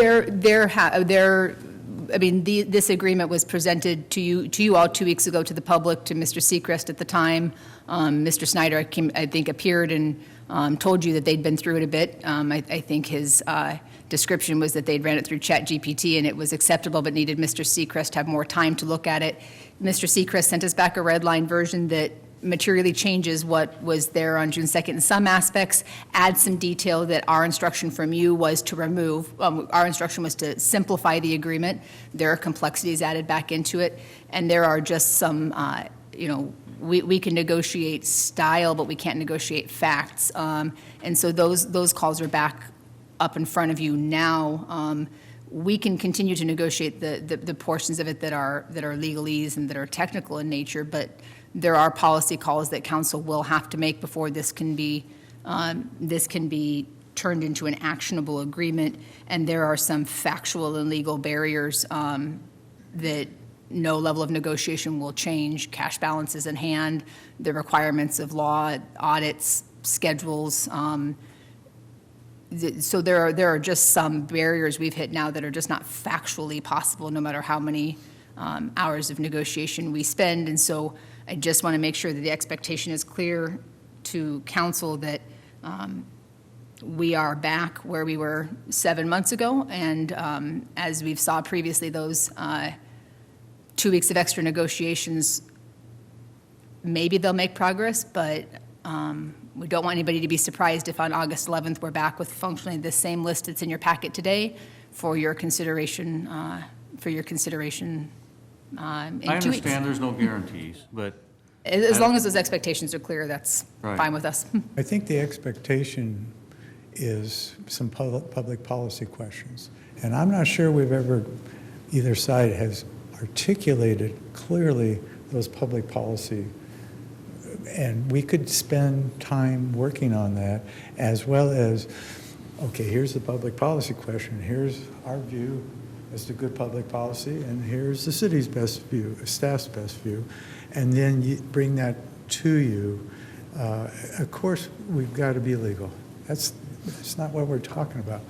It's that middle of the football field that I mentioned earlier. There's a lot of public policy, and you know, you've not done a good life district project. We've not done a good life district policy. Within that dog itself, there's plenty of public policy, just like there is within the tax increment, the occupation tax, the redevelopment plan. So that's what I think we're striving for on August 4th is a description of the differences, but we'd make it clear, here's a public policy question, here's 2 positions. Council, we need your wisdom. Mr. O'Neill.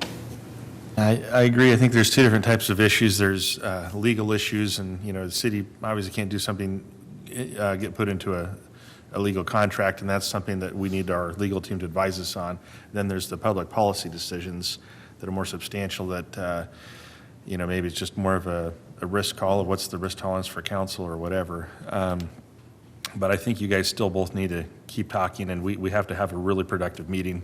You know, we're getting to August here, and we really got to get out of going in circles here. So anything we can do to move it forward. But I hope you guys continue talking, work through a lot of those, and council probably like to hear the very big policy type of things, in my opinion. But Mr. Nickerson. Looks like Patrick's got something. Mr. Brown? Thank you, Mayor. So in the packet, I think what would help going forward is council having a discussion on the policy decisions required that was in the packet. Some of these, we just don't know where council, what kind of direction to go. So I don't know if we can pull that up some way or not. But I think those are the important questions to be answered, hopefully this evening, because I honestly believe if we come back August 11th, we will be in the exact same spot we are in today, unless we have some of these questions answered. Thanks. Mr. Nickerson. I'm definitely open to discussing what we can discuss tonight, as long as it's in the parameters of what we're allowed to discuss. But my question to Carrie is, over 50 bullet points were in our packet today of risks and all this stuff that you've, and whoever helped you presented. Has Woodsonia seen all 50 plus of those and had a chance to respond, or is that what you met about tonight? Those have been in the packet agenda since its publication. So they've been there. Friday. My understanding from meeting with Mr. Sechrist before is he had not read or reviewed the packet, but they have been there and on the city's website and available to the council and public since the packet was published. I think I emailed the packet to them on, I believe, 2:38 on Thursday. Yeah, so they have had it, and we have made that request that they provide the list of for you. I mean, based on our understanding that you wanted to do this direct negotiation, we requested that they provide the list of what is specifically being rejected, accepted, added, modified, so that way in your direct negotiations, you had an outline. They declined to do so. So we instead tried our best to outline for you where the factual and legal barriers are, where the exceptional and extreme risks are, and where the policy decisions are. So in your packet, we've outlined some of those areas in their proposals where, for us to be able to negotiate, we need you to make those sort of policy calls so we know what our parameters are. Those are essentially a request that would still need to be permitted to earn 7% interest on any accrued balances in the Good Life District subordinate obligation bond, whether or not you would like to disregard the advice of the financial advisors about bond timing, whether or not you would like to provide us or whether you could provide us direction on whether or not if proposals would remove the guarantee the aquatic center could or couldn't be funded, whether that is something that you would like to remove from your list of non-negotiables and give us the authority to reduce the promises for aquatic center funding, whether or not you would like us to turn over all the rest of the Veterans Village property, including the city's existing soccer and softball fields, to Woodsonia during construction, or stay with an access agreement, and whether or not you are okay with removing the requirement that some portions of the land be turned over to Grand Island Public Schools. Those are very, very clear policy calls that we do not have the authority to make on your behalf, so we could use guidance. On all of the areas of extreme risk, those are ones that very particularly we cannot take on your behalf. You have to act to take as that body. There are some risks in here that are very extreme, and that you need the time to be able to digest and look at, and that it would be legal malpractice for me to recommend you take without advising you pretty heavily. So those policy calls as to, the things that are purely policy and as to your risk tolerance, we need guidance on. I can tell you in negotiations, I would not take those risks behind your back without you making those calls to take them. So this list will be the same now or in 2 weeks. So if you need more time to digest all those policy calls and risks, that's fine. Just know that those pretty big issues we won't be able to make negotiation progress on until you give us some level of policy guidance. I don't think it'd be prudent for the city council to go over a list that we have not reviewed, because some of the statements aren't perfectly worded that she just said. And secondly, the idea is to get the issues agreed that they are issues. There are issues, right. So let us, we're two ships passing in the middle of the night. I didn't see her 50 list. And similarly, we asked to put our red lines in your packet, and that didn't get done. So again, let us. No, your point is well taken. You haven't had a chance to review those, so Not worth your time. I don't think you probably feel comfortable discussing them tonight. No, and I don't think you should feel comfortable that there's a consensus even on what the issues are. You got to first identify a problem jointly before the two teams can. Mr. Nickerson.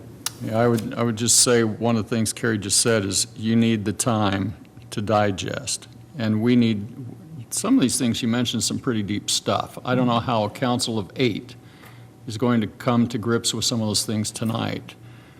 So those are things that are deeper discussions, and even when internally, those are some pretty deep things that we have to talk about. And that takes time. So I agree, let's whittle down what are the points of dissension, what are the ones that we really need to focus on.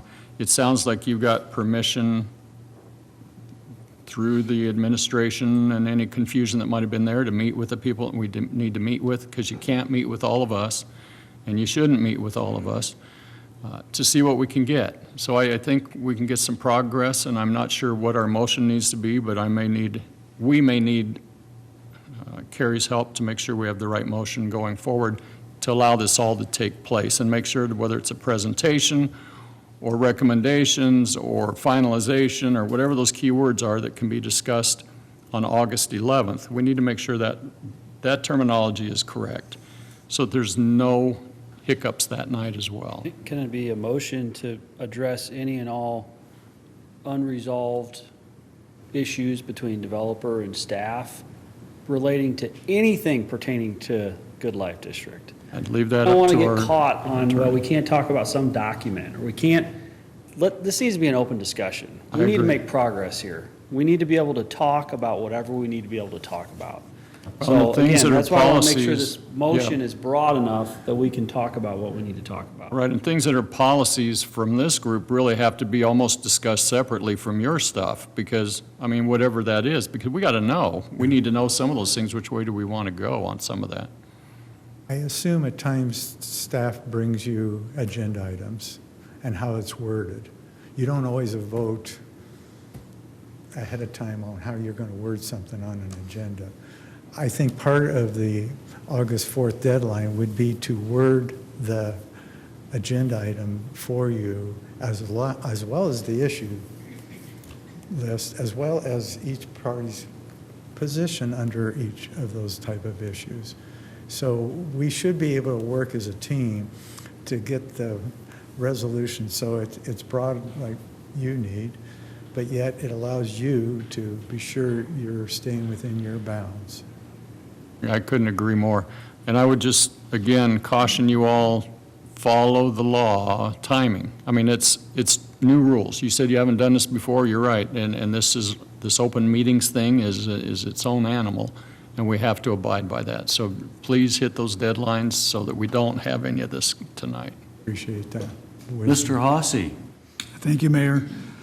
You know, watching government in action and making sausage is just a hard thing to do in the government sector. You know, communication is so challenged.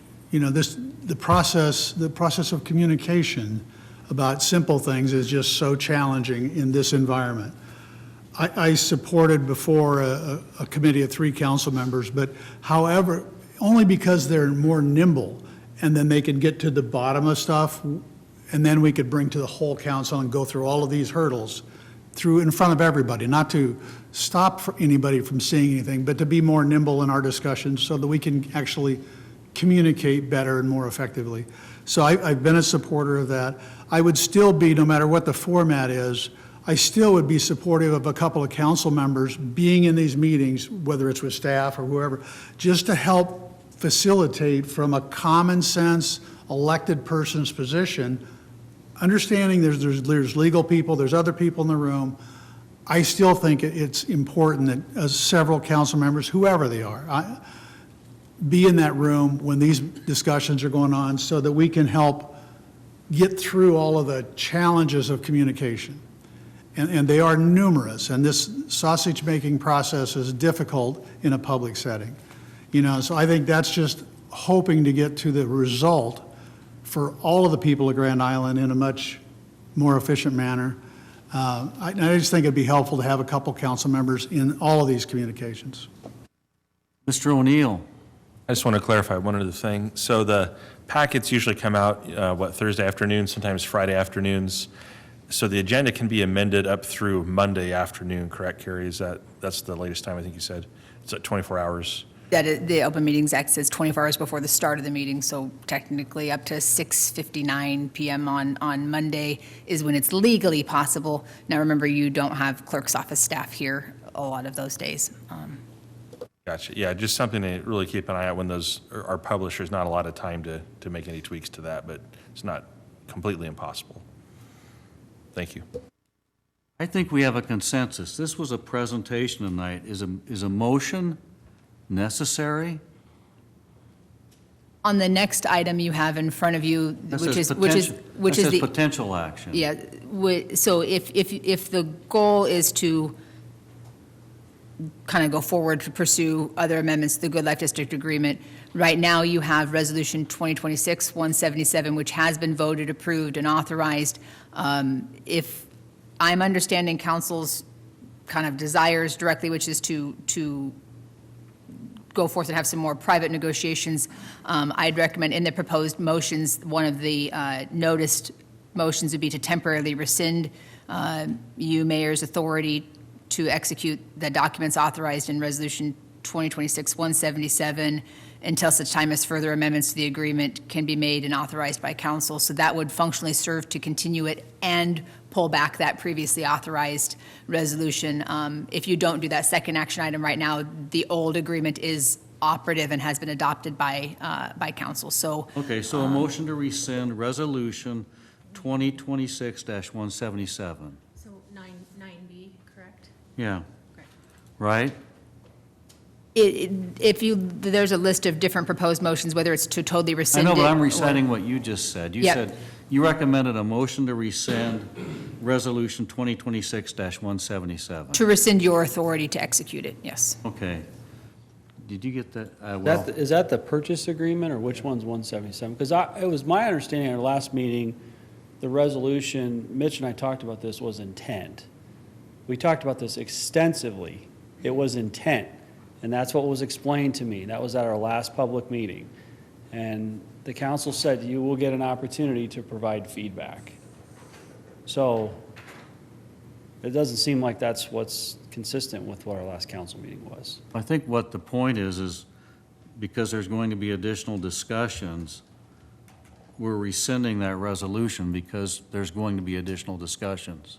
Isn't that the point? Yes, that would need to occur, otherwise we have an outstanding agreement that would be operative. So we need to rescind that, your authority to sign that and kind of restart negotiations. We want this to amend. That would be consistent with our last discussion, which is this is intent. You've had no opportunity for feedback. Let's give you opportunity for feedback. So the motion would be to amend, I believe, what was approved previously. Legal's going to have to weigh in. I mean, I don't know. I didn't think we needed a motion at all because this is a presentation tonight. But We just clicked on it. Correct. This item, whenever this presentation is done, there is no motion necessary. The next item, if you want to rescind the prior authorized agreement and go forward with negotiations, that would be the next council item.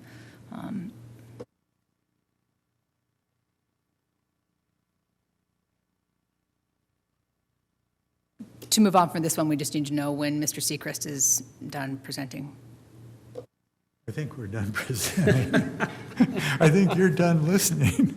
So I think I agree with the mayor, there's consensus on our next steps. Now, whether or not you have to put that into motion, but you're just directing your staff, and we're agreeing with your direction, Mayor, to your staff. So I don't think it needs a resolution, but that's your call. And then as far as the real estate resolution's concerned, you are authorized to sign it. We're probably going to make a few little changes. So I don't even know if you have to withdraw it. We'll just probably come back with an amended version. And that's what you'll be worrying about voting on.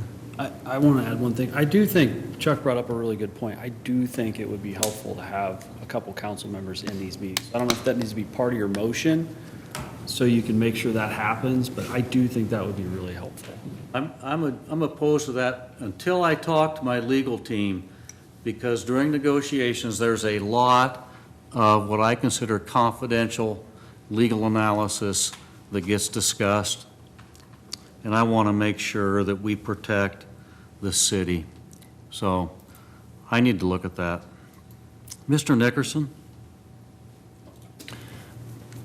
I'm still confused a little bit, as well as Drew would be, on rescission versus amendment, because I'm assuming if we were amending, would you say there'd be specific things we'd be amending tonight, or is amendment an open-ended statement that means there could be some changes in the future? Rescission, and to Drew's point, the intent of Resolution 2026-177 was the purchase prices and all of that. That is the intent, that was a proposal. Rescission of that doesn't necessarily make that go away. It just means we're going to have a new resolution coming forward.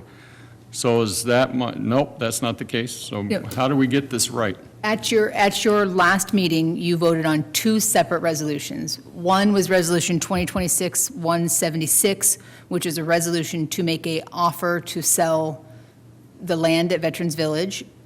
Resolution 2026-177, which is what is noticed today, was the offer, or what was your authorization to have the mayor execute the Good Life District agreement is presented by the city. So you had just like every other contractual item that you have on your agenda, you voted to authorize the mayor to execute a Good Life District agreement.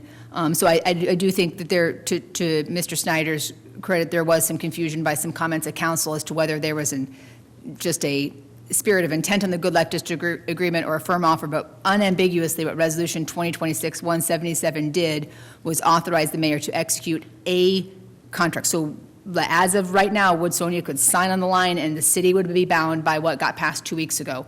If that is not what you want, if what you want to do is kind of take back that authorized agreement and have us go back and negotiate, that's what you need to do with your action item, is to rescind the mayor's authority to have executed that agreement, and then we'd ask that there be the direction that be rescinded until such time as we can negotiate whatever an amendment or a different agreement, whatever that may be.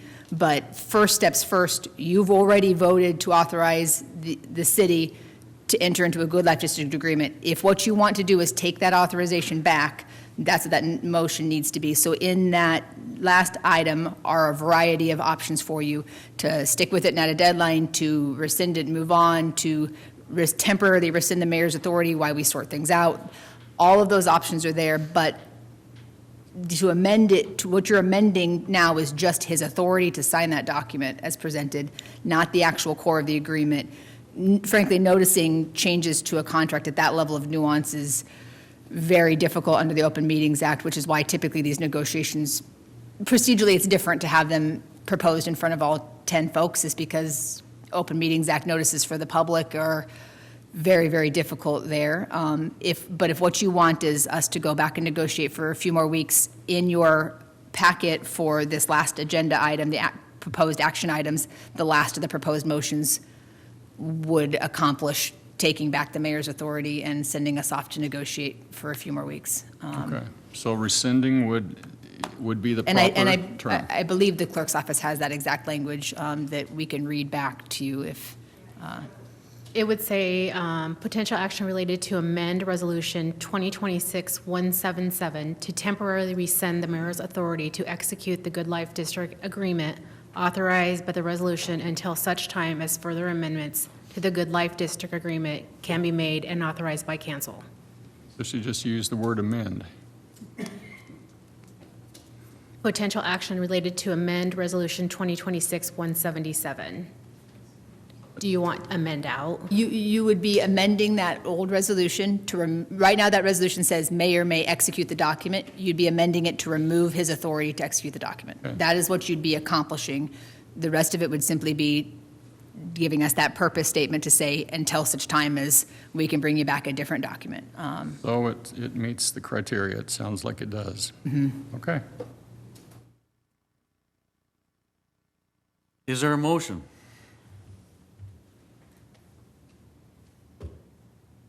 Make a motion to approve what she just read.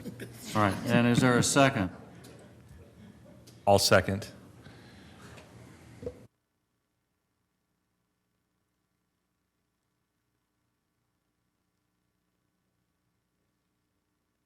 Any discussion? Well, wait, wait. This has gone on so long. We have two people, who want to speak. And so need to take that up. Gerald Pools.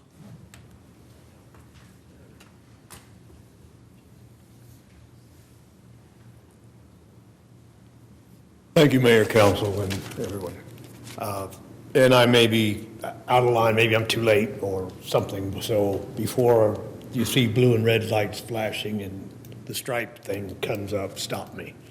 I had, one of the things that I don't know if it's been discussed is the state is becoming saturated with sports complexes. Do we have a business plan of where we're going to get these people that are going to be the source of this revenue, because this project has to be revenue driven for the sports complex. So has that been addressed as far as It's been addressed by the Department of Economic Development because they approved it. Yeah, that's kind of scary because there's not too many details in some of that stuff. Let's see. Oh, and this is kind of the negotiating, evidently, there's still maybe some negotiation about the price, I'm not sure. But the paper the other day, we had Chad Navity talking about buying us 3 acres of property downtown for,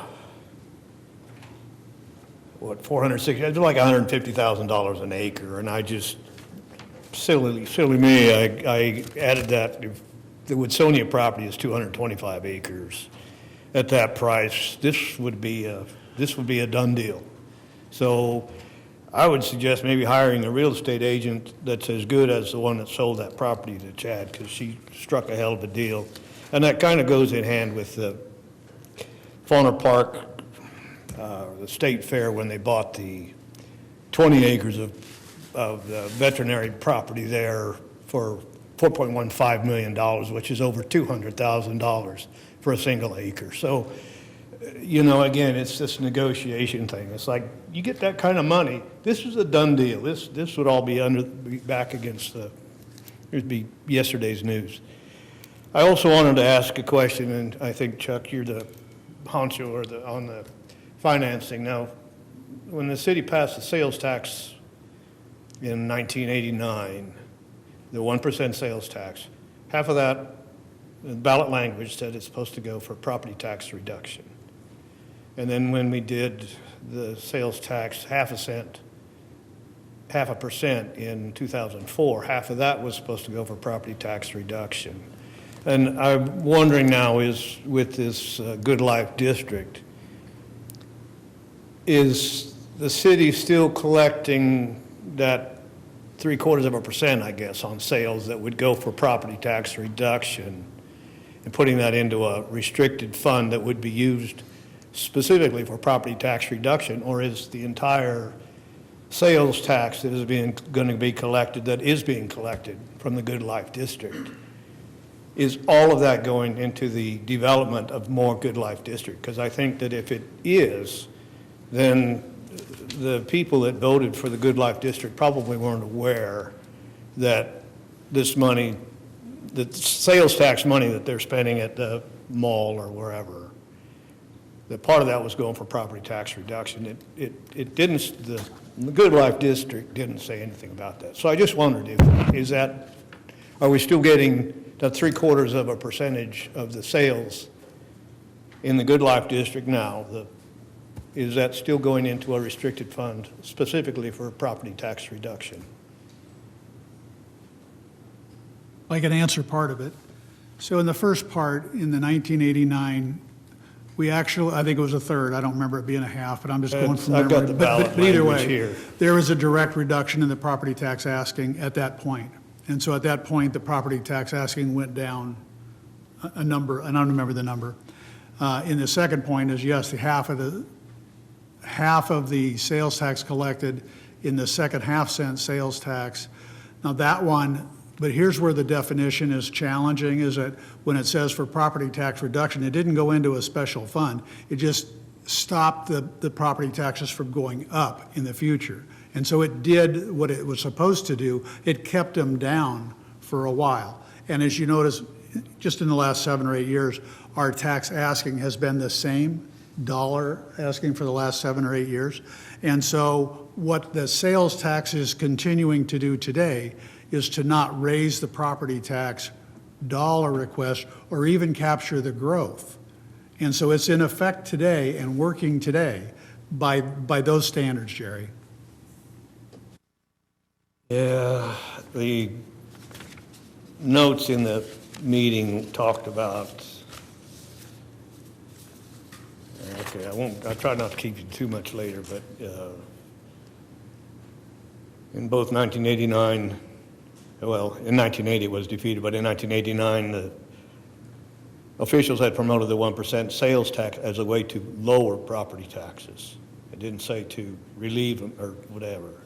The people believed that the sales tax passed because people believed it was going to provide them with property tax relief, and that was related to their property tax bills, not just to giving the city another way to fund these programs. And I just really think that I think one of the ways you can look at it, Jerry, is that at the time, if you looked at the county's tax asking and the city's tax asking, we were very much the same. And if you look at the same statistic today, the county's tax asking is much more as a percentage of the total tax than the city's. And so if you just follow the city's and the county's tax asking over the course of those 35, 36 years, you'll see that the county's tax asking is growing and the city's is dropping as a percentage of the total tax asking. It's just if you compare the two side by side, you will actually see the difference that the sales tax has caused, has helped the city keep its property tax asking down. Because I remember the discussion at the time of the sales tax was that, are we going to call it property tax relief or property tax reduction, which Right. And a subtle but significant difference. I didn't write the words, I just followed the numbers.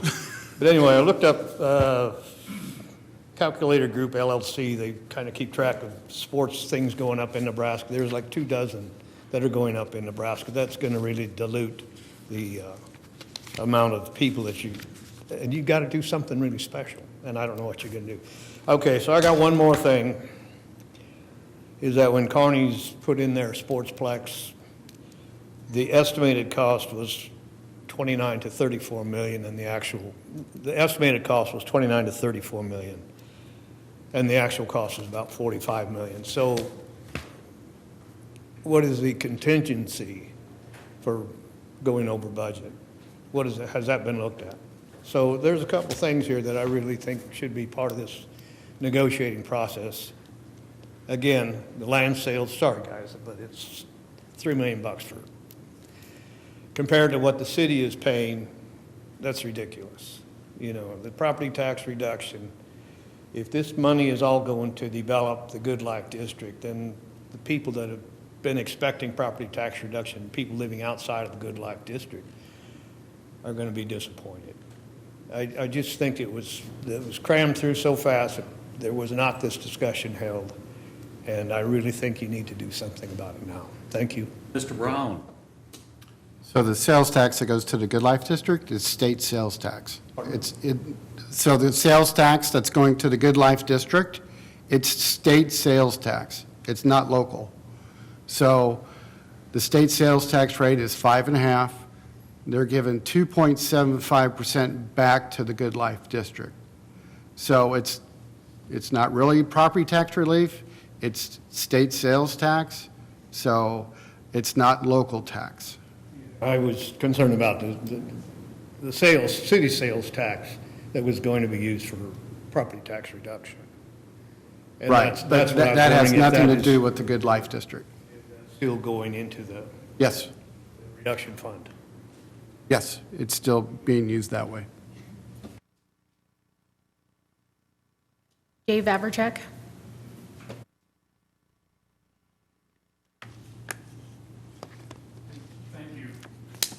In light of the fact you have a motion on the floor, I would just wonder, based on the comments that I've heard tonight, if there wouldn't be any merit to potentially amend the motion to have a negotiating posture as Mr. Hawsey suggested, where the city council president, maybe Mr. Hawsey, Mr. Brown, and Mr. Snyder meet at the earliest convenience to go ahead and hash out the agreements that go ahead and be brought forward. So I realize you have a motion on the floor. I won't digress beyond that, but I just wonder if an amendment of that maybe have some merit. Thank you.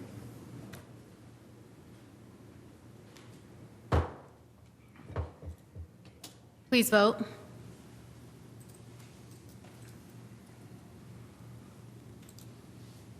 Motion adopted. 9C, closed session to receive update on pending litigation and to authorize the execution of a proposed settlement of a regulatory matter. Is there a motion to go into closed session? Mr. Lanfear. I move we go into closed executive session. And Mr. Brown. Second that motion. Any discussion? Please vote. Motion adopted.